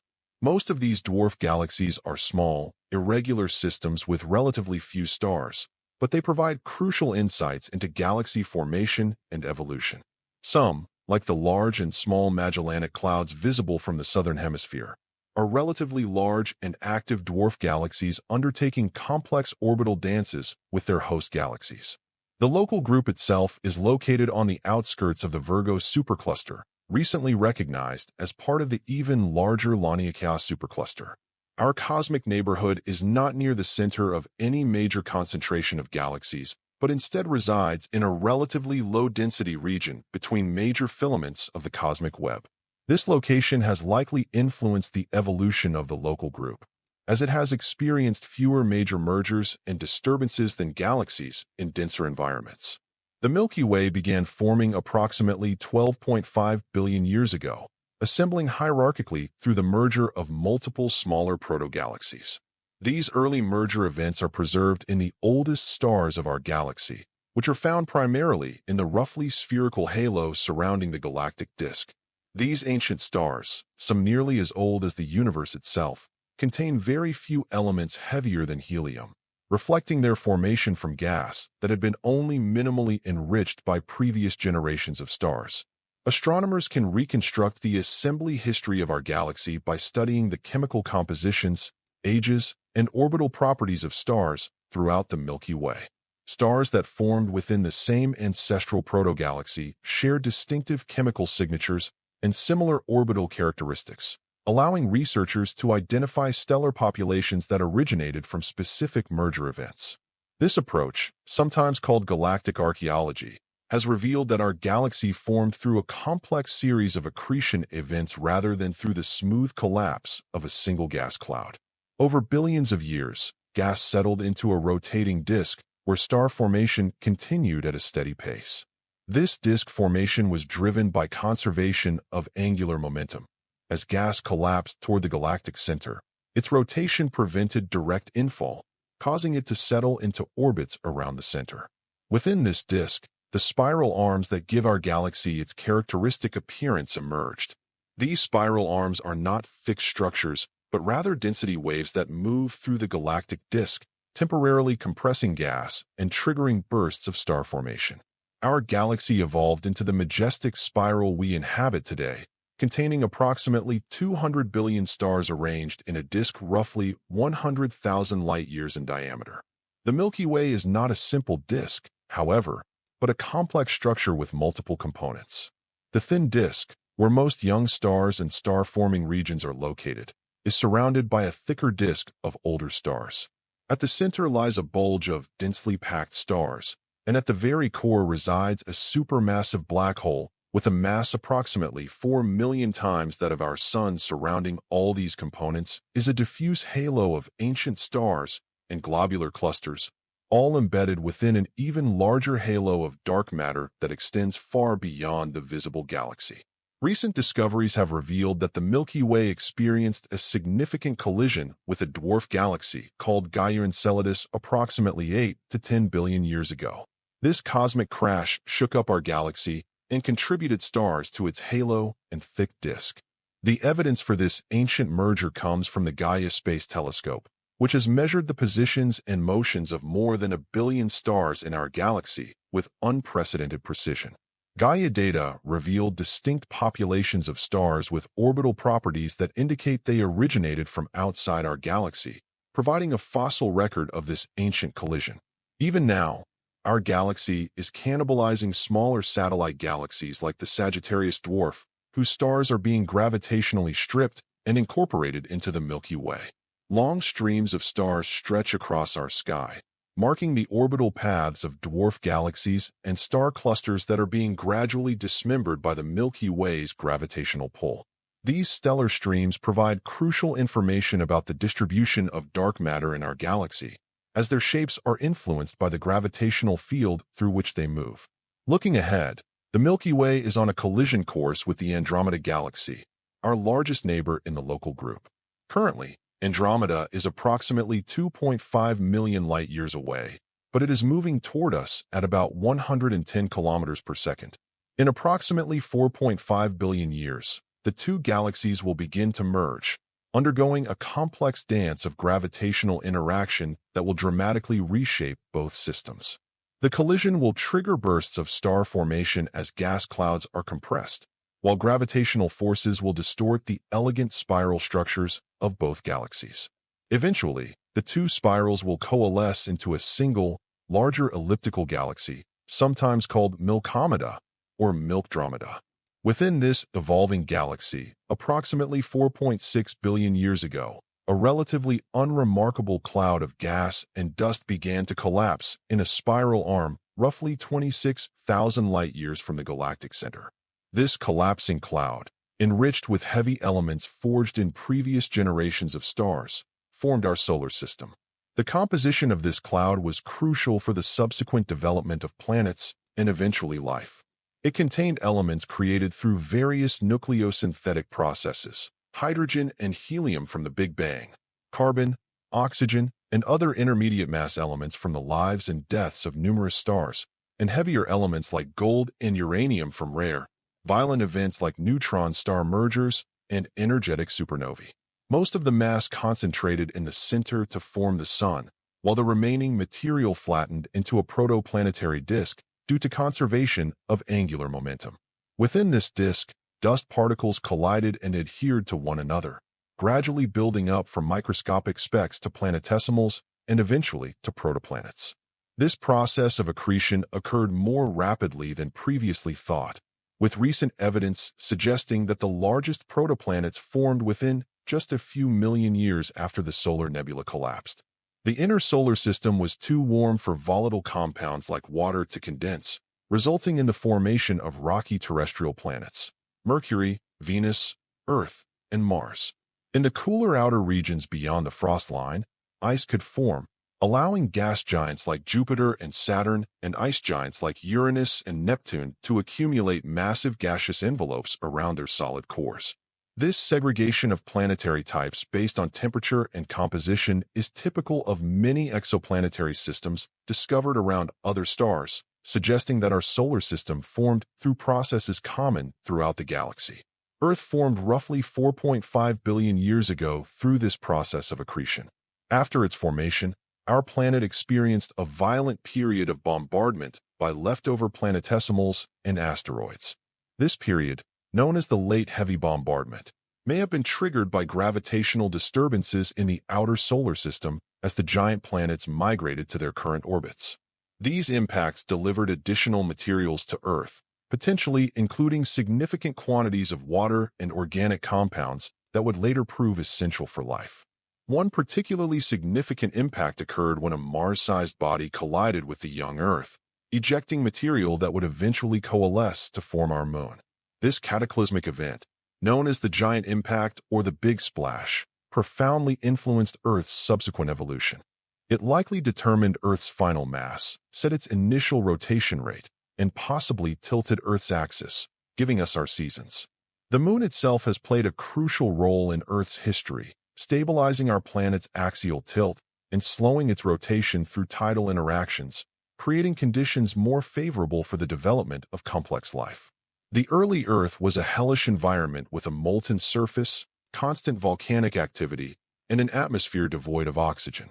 As the planet cooled, water vapor condensed to form the first oceans, setting the stage for prebiotic chemistry.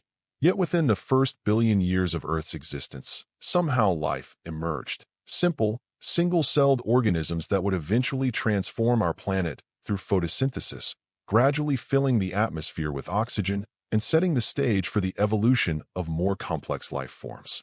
The history of life on Earth is intimately connected to cosmic events. Mass extinctions have been triggered by asteroid impacts, such as the Chicxulub impact that contributed to the extinction of the dinosaurs 66 million years ago. Periodic passages through denser regions of the galactic disk may have disturbed the Oort cloud, sending comets into the inner solar system and potentially causing other extinction events. Even the energy that powers most life on Earth, sunlight captured through photosynthesis, represents the conversion of nuclear energy generated in the sun's core through fusion reactions that were only made possible by the gravitational collapse of the solar nebula. The formation of our solar system exemplifies processes that have occurred billions of times throughout our galaxy and the broader universe. Everywhere we look, we find planetary systems forming around young stars, each with its own unique characteristics, but following similar basic principles. Recent discoveries of thousands of exoplanets by missions like Kepler and TESS reveal that planetary systems are incredibly diverse, ranging from hot Jupiters orbiting perilously close to their stars to compact systems with multiple Earth-sized planets in orbits smaller than Mercury's. This diversity reflects the many variables that influence planetary system formation, from the composition and mass of the protoplanetary disk to the gravitational interactions between forming planets. Our cosmic neighborhood continues to evolve. In approximately 4.5 billion years, the Milky Way and Andromeda galaxies will collide and merge, creating a new elliptical galaxy. This collision will dramatically reshape our galactic environment, but poses little danger to individual star systems like our own, as the vast distances between stars make direct stellar collisions extremely rare. Stars currently in circular orbits, like our Sun, may be thrown into more elliptical orbits, potentially carrying them far from the galactic center or bringing them closer to regions of higher stellar density. On a longer timescale, our Sun will exhaust its hydrogen fuel in approximately 5 billion years, swelling into a red giant that will engulf the inner planets, including possibly Earth. After shedding its outer layers, the Sun will leave behind a white dwarf, a dense, cooling remnant that will slowly fade over trillions of years. This stellar evolution process, which has occurred countless times throughout cosmic history, will mark the end of our solar system as a life-supporting environment. The story of our cosmic neighborhood reminds us that we exist within a dynamic, evolving universe, not as mere observers, but as participants in an ongoing cosmic drama that began with the Big Bang and continues to unfold around us. The atoms in our bodies were forged in ancient stars. The energy that powers our civilization comes indirectly from nuclear fusion in the Sun, and the very existence of our planet depends on processes that have operated throughout cosmic history. In this sense, we are not separate from the cosmos, but an integral part of it. The universe become conscious of itself. Present universe. Today, approximately 13.8 billion years after the Big Bang, we inhabit a universe that has evolved through all the stages we have explored. The present universe exists in a state of delicate balance between ongoing expansion and the gravitational attraction of matter, with the mysterious force of dark energy now accelerating that expansion. The cosmic landscape we observe represents the cumulative outcome of processes that began with quantum fluctuations in the earliest moments after the Big Bang and proceeded through a sequence of transitions that gradually transformed a hot, dense, nearly uniform plasma into the rich tapestry of structures that fill the cosmos today. Our current understanding of the composition of the universe reveals a surprising reality. The matter we can directly observe constitutes only a tiny fraction of what exists. According to the standard cosmological model, often called lambda-CDM, lambda cold dark matter, the universe consists of approximately 68% dark energy, 27% dark matter, and just 5% ordinary or baryonic matter, the stuff of atoms that makes up stars, planets, and living beings. This composition has been determined through multiple independent lines of evidence, including the cosmic microwave background radiation, the large-scale distribution of galaxies, gravitational lensing observations, and the abundance of light elements produced during Big Bang nucleosynthesis. Dark energy, the dominant component of the cosmic inventory, remains one of the greatest mysteries in modern physics. First inferred from observations of distant supernovae in the late 1990s, dark energy manifests as a repulsive force that is accelerating the expansion of the universe. Its nature is poorly understood. It might be a property of space itself, as encapsulated in Einstein's cosmological constant, or it could represent a new field or form of energy with unusual properties. What is clear is that dark energy has dominated the expansion of the universe for the past several billion years and will play an increasingly important role in the universe's future evolution. Dark matter, which makes up about 27% of the universe, makes itself known through its gravitational effects. Unlike ordinary matter, dark matter does not interact with light or other electromagnetic radiation, making it invisible to conventional telescopes. Its presence is inferred from observations like the rotation curves of galaxies, the motions of galaxies within clusters, gravitational lensing effects, and the pattern of fluctuations in the cosmic microwave background. Leading candidates for dark matter include weakly interacting massive particles, WIMPs, axions, and primordial black holes, but direct detection remains elusive despite extensive experimental efforts. Despite comprising such a small percentage of the cosmic inventory, ordinary matter exhibits remarkable diversity and complexity. From subatomic particles to superclusters of galaxies, the observable universe spans at least 46 orders of magnitude in scale. The visible universe contains approximately 2 trillion galaxies, each housing billions or trillions of stars, and potentially an even greater number of planets. Within this vast cosmos, matter has organized itself into increasingly complex forms, from simple hydrogen atoms to organic molecules to living organisms capable of contemplating their own origins.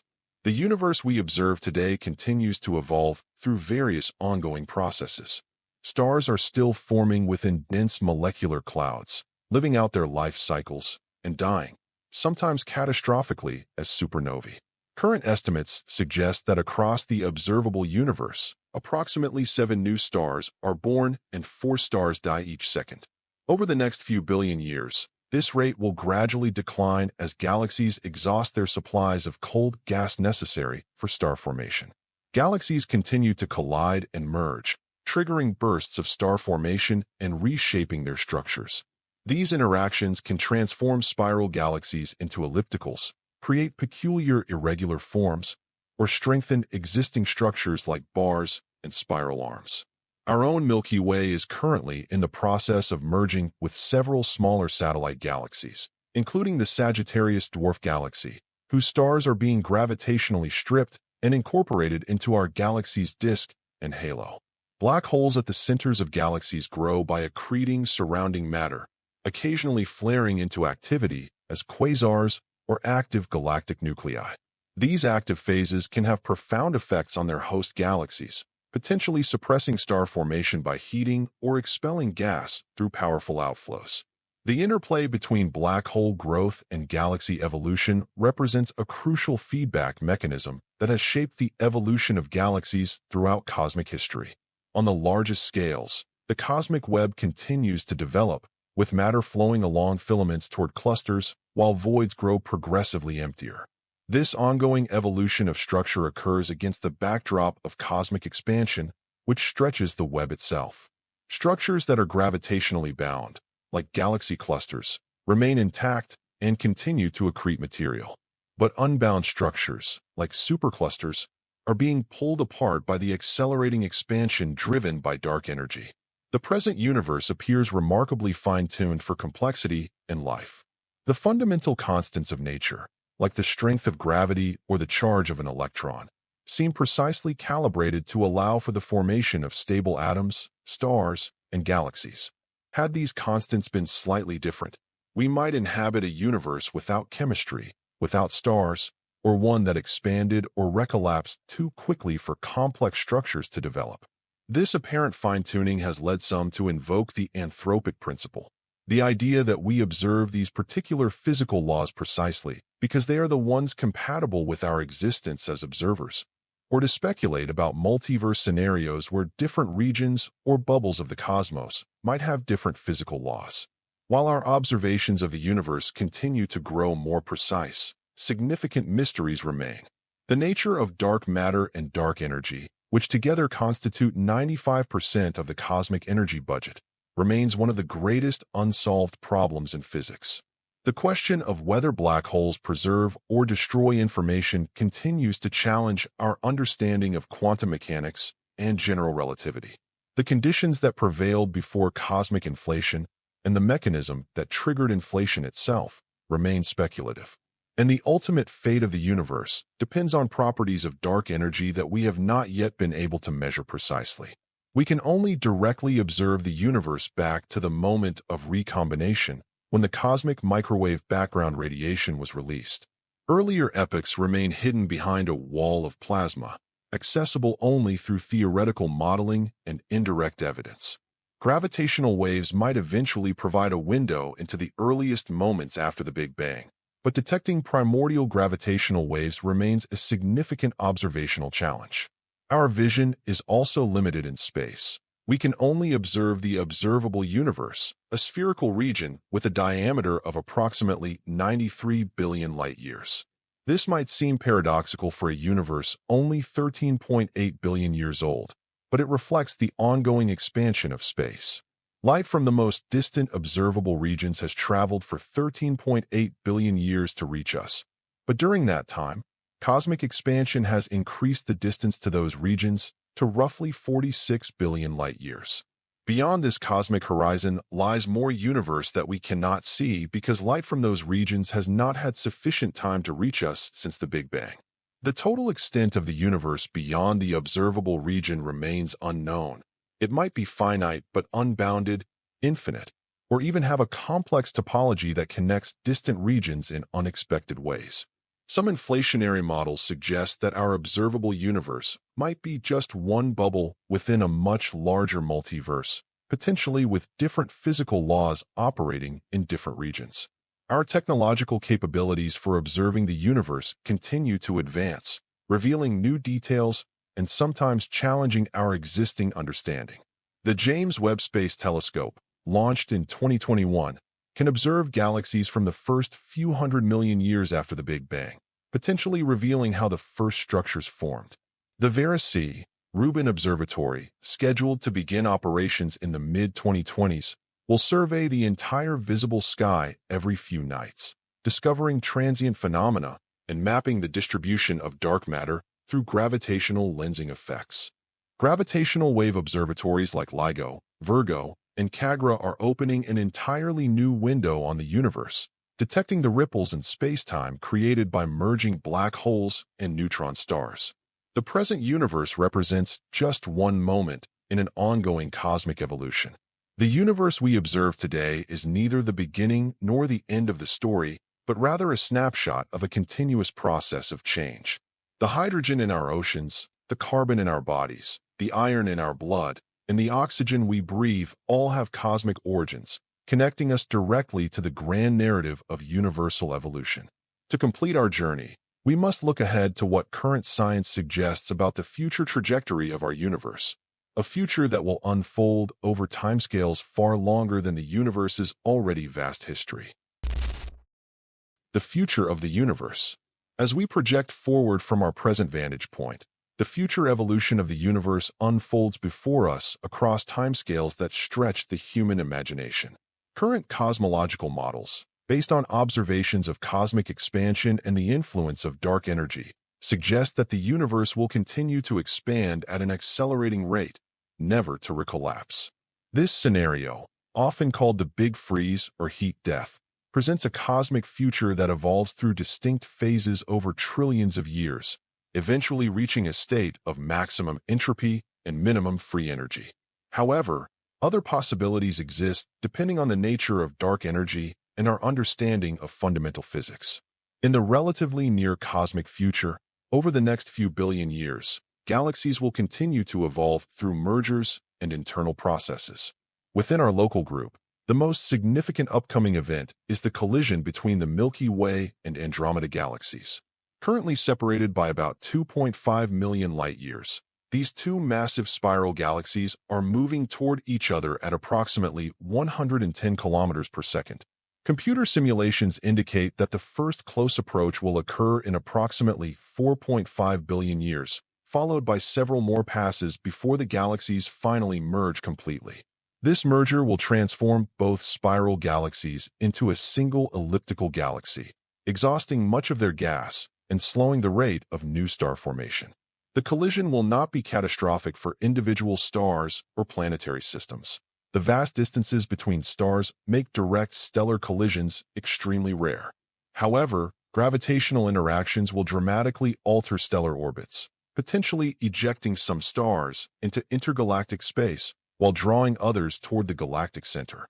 Our Sun might be thrown into a more elongated orbit, carrying our solar system either closer to the galactic center or farther into the galactic halo.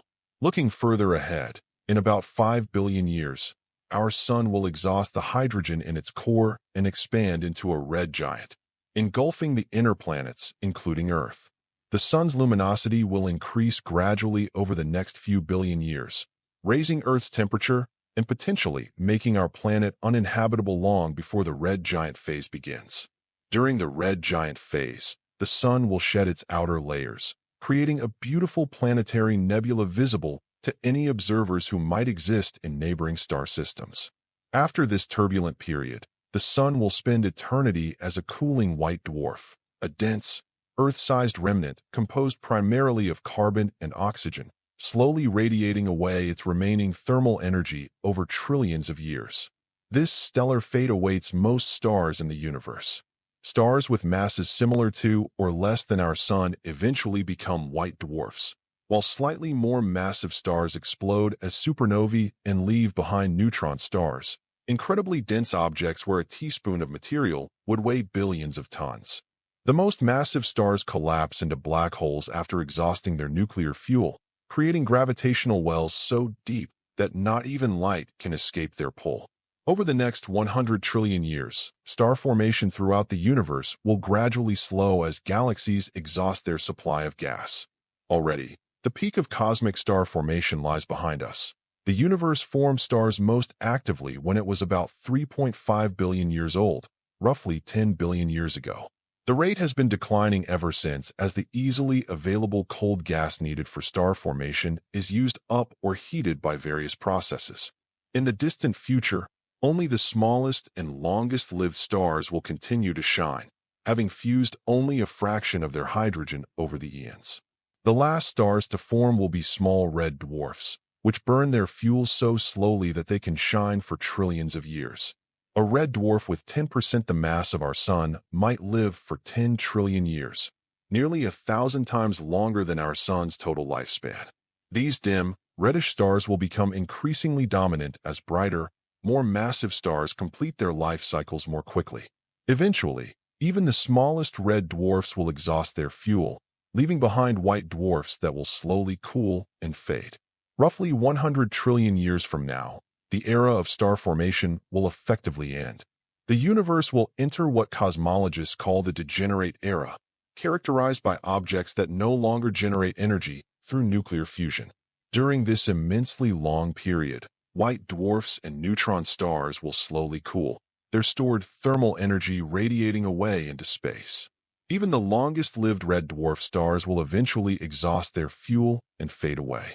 Galaxies will become increasingly dark, populated by stellar remnants, brown dwarfs, and planets orbiting cold, dead stars. During the degenerate era, rare events will occasionally illuminate the darkness. Stellar remnants within galaxies will continue to interact gravitationally, sometimes resulting in close encounters or collisions.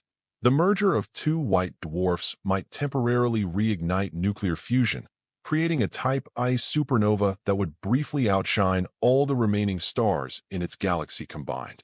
Brown dwarfs might collide to form new low-mass stars that could shine for a few trillion years before fading again into darkness. By 10 to the power of 40 years from now, the universe will enter the black hole era. All stars will have long since burned out, and even protons, components of atomic nuclei previously thought to be stable, may have decayed according to some theories of particle physics. Most matter will have disintegrated into radiation, elementary particles, and black holes. If proton decay occurs, all ordinary matter would eventually disappear, leaving only photons, neutrinos, electrons, and positrons scattered across the ever-expanding cosmic void. The only objects of significance during this era will be black holes, slowly growing by accreting surrounding matter and merging with one another. Black holes of all sizes will populate the universe, from small primordial black holes that might have formed in the early universe, to stellar black holes with masses a few times that of our Sun, to supermassive black holes with millions or billions of solar masses at the former centers of galaxies. These gravitational singularities will become the last bastions of concentrated energy in an increasingly diffuse universe. Yet even black holes are not eternal. Through a quantum process called Hawking radiation, discovered theoretically by Stephen Hawking in the 1970s, black holes gradually emit energy and lose mass. This process occurs because quantum fluctuations near the event horizon occasionally produce particle-antiparticle pairs, with one particle falling into the black hole and the other escaping as radiation. Over immense timescales, this radiation causes black holes to evaporate completely, converting their mass energy back into elementary particles and radiation. The rate of evaporation depends on the black hole's mass. Smaller black holes evaporate more quickly than larger ones. A black hole with the mass of our Sun would take approximately 10 to the power of 67 years to evaporate completely, while a supermassive black hole might last for up to 10 to the power of 100 years. The largest black holes may take up to 10 to the power of 100 years to completely evaporate, an almost inconceivably long time. To put this in perspective, this duration is vastly longer than the time it would take to count every atom in the observable universe one by one. After the last black hole has evaporated, the universe will enter its final phase, the dark era. In this ultimate state of the cosmos, matter as we understand it will have disappeared. The universe will consist almost entirely of photons of extremely long wavelength, neutrinos, electrons, and positrons, all separated by unimaginable distances in an ever-expanding void. Occasionally, random quantum fluctuations might bring particles together to form simple atoms, but these would be exceedingly rare events in an overwhelmingly empty cosmos. The temperature throughout space will approach absolute zero as the universe experiences what physicists call heat death, a state of maximum entropy where no further organized work is possible. All energy will have been converted to a uniform, dilute soup of elementary particles and radiation, with no temperature gradients or concentrations of energy that could drive further complex processes. In this final state, nothing happens and nothing can happen. Time itself becomes meaningless in the absence of change. This projection represents our best current understanding based on observed cosmic acceleration and the known laws of physics. However, substantial uncertainties remain. The nature of dark energy, which drives cosmic acceleration, is poorly understood. If dark energy's properties change over time, the universe might follow a different evolutionary path. If dark energy were to strengthen, it could lead to a big rip scenario, where the accelerating expansion becomes so extreme that it tears apart galaxies, stars, planets, and eventually atoms themselves, effectively ending the universe in a catastrophic final moment. Alternatively, if dark energy weakens or changes sign, cosmic expansion could halt and reverse, leading to a big crunch where the universe recollapses upon itself, potentially initiating a new Big Bang in a cyclic model. Some theoretical frameworks, like loop quantum cosmology, suggest that a collapsing universe would bounce rather than reach an infinite density, naturally generating a new expanding phase. Other speculative scenarios include the possibility of a vacuum phase transition, where the universe undergoes a fundamental change in its quantum state, potentially altering the laws of physics themselves. This would be similar to how water can transition between solid, liquid, and gaseous states, but involving the very fabric of spacetime. Such a transition could propagate through the universe at the speed of light, ending the universe as we know it and possibly initiating a new cosmic regime with different physical laws. Some scientists have proposed that new universes might be created within black holes or through quantum processes in the far future, suggesting that cosmic evolution might continue in other forms even after our universe has reached thermal equilibrium. The multiverse hypothesis posits that our universe may be just one of many in a vast ensemble, with new universes constantly being born through various mechanisms like eternal inflation or quantum fluctuations. Despite the apparent bleakness of these far-future scenarios, the universe has already provided the conditions necessary for complexity, life, and consciousness to emerge, allowing us to contemplate our cosmic origins and ultimate fate. Whether humanity or its descendants will survive to witness even the nearer portions of cosmic future remains an open question, dependent on our wisdom in navigating the challenges of our technological adolescence. The very fact that we can project the future of the universe across such vast timescales represents a triumph of human understanding. Using the laws of physics derived from observations of our cosmic neighborhood, we can extrapolate the behavior of the entire universe forward by trillions upon trillions of years. This predictive power stands as a testament to the remarkable success of the scientific enterprise and our growing comprehension of the cosmos that gave us birth. Conclusion. As we complete our journey through cosmic time, from the explosive beginning of the Big Bang through the formation of structure, the birth of stars and galaxies, to the present day and beyond into the deep future, we are left with a profound appreciation for the grandeur and complexity of our universe.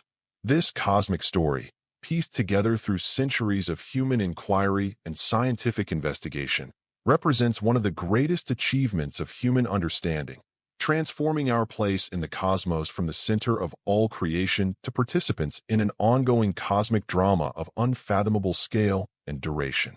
The universe we inhabit is revealed as a dynamic, evolving system governed by physical laws that have allowed matter to organize itself into increasingly complex forms. From the simplicity of hydrogen atoms emerged stars, planets, and eventually the intricate chemistry of life. Our very existence represents a remarkable convergence of cosmic circumstances. We are, in a very real sense, the universe become conscious of itself, a way for the cosmos to reflect upon its own nature and evolution. This journey has taken us across nearly 14 billion years of cosmic history, from conditions so extreme that our current physical theories break down, through the formation of the first atoms, the ignition of the first stars, and the assembly of galaxies, to the rich cosmic ecosystem we observe today. We have peered into a future extending trillions upon trillions of years, where stars will burn out, galaxies will go dark, and even black holes will eventually evaporate, leaving a cold, diffuse soup of elementary particles. The scope of this narrative stretches the bounds of human comprehension, yet science has allowed us to reconstruct this epic story with remarkable precision and confidence. Every atom in your body has a cosmic history. The hydrogen in your cells dates back to the Big Bang itself, forged in the first moments of cosmic existence.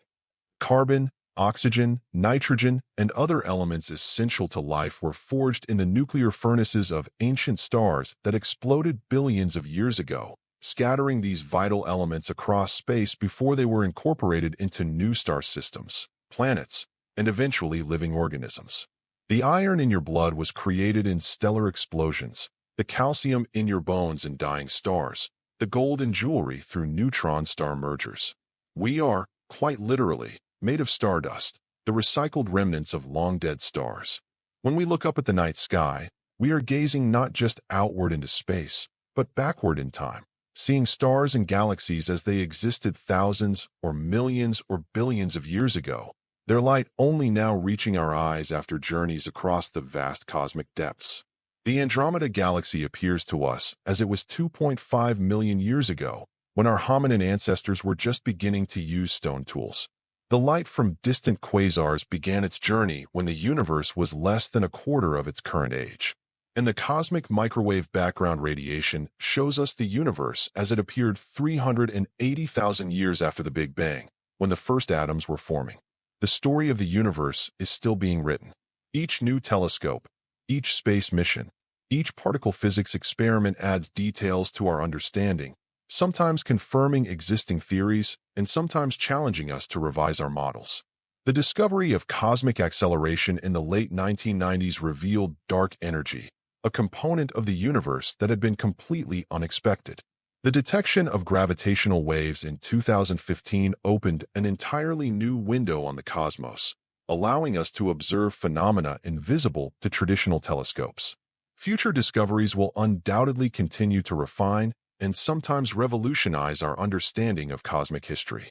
The greatest mysteries, the nature of dark matter and dark energy, the conditions of the earliest moments after the Big Bang, possibility of other universes beyond our own, remain fertile ground for future exploration.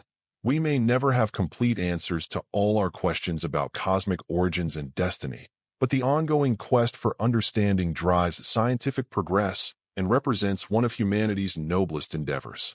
Perhaps most significantly, our cosmic understanding provides context for humanity's place in the universe. We exist on a small planet orbiting an ordinary star in one galaxy among trillions. Yet through science and reason, we have discerned the basic story of a 13.8 billion-year cosmic evolution that led to our existence. This perspective simultaneously humbles us in the face of cosmic immensity and elevates us through the realization that consciousness and understanding are, as far as we know, rare and precious phenomena in the universe. The cosmic perspective reminds us of both our insignificance and our significance. We are insignificant in that we occupy a tiny corner of an immense cosmos, our entire species having existed for only about 300,000 years, a mere 0.002% of cosmic history. Yet we are significant in that we have developed the capacity to comprehend the universe that created us, to trace its history back to its earliest moments, and to project its future across trillions of years. Through science, art, philosophy, and culture, we give meaning to a universe that is otherwise indifferent to our existence.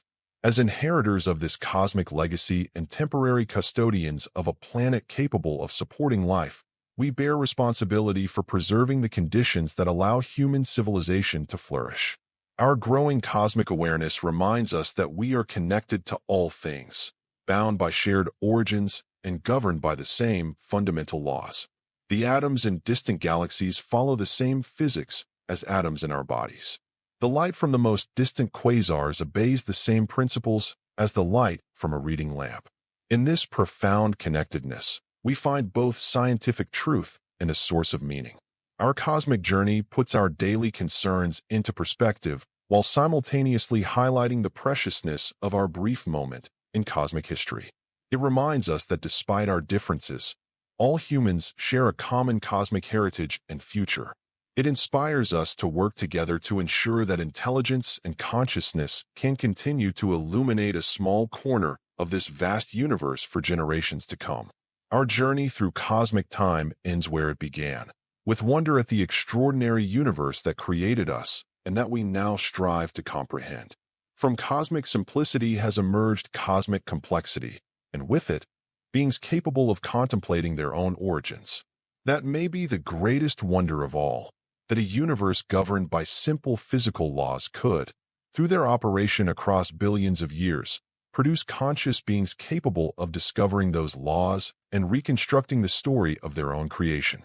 In this profound circularity, we find both scientific understanding and philosophical depth, a framework for comprehending not just how the universe works, but what it means that we are here to ask the question.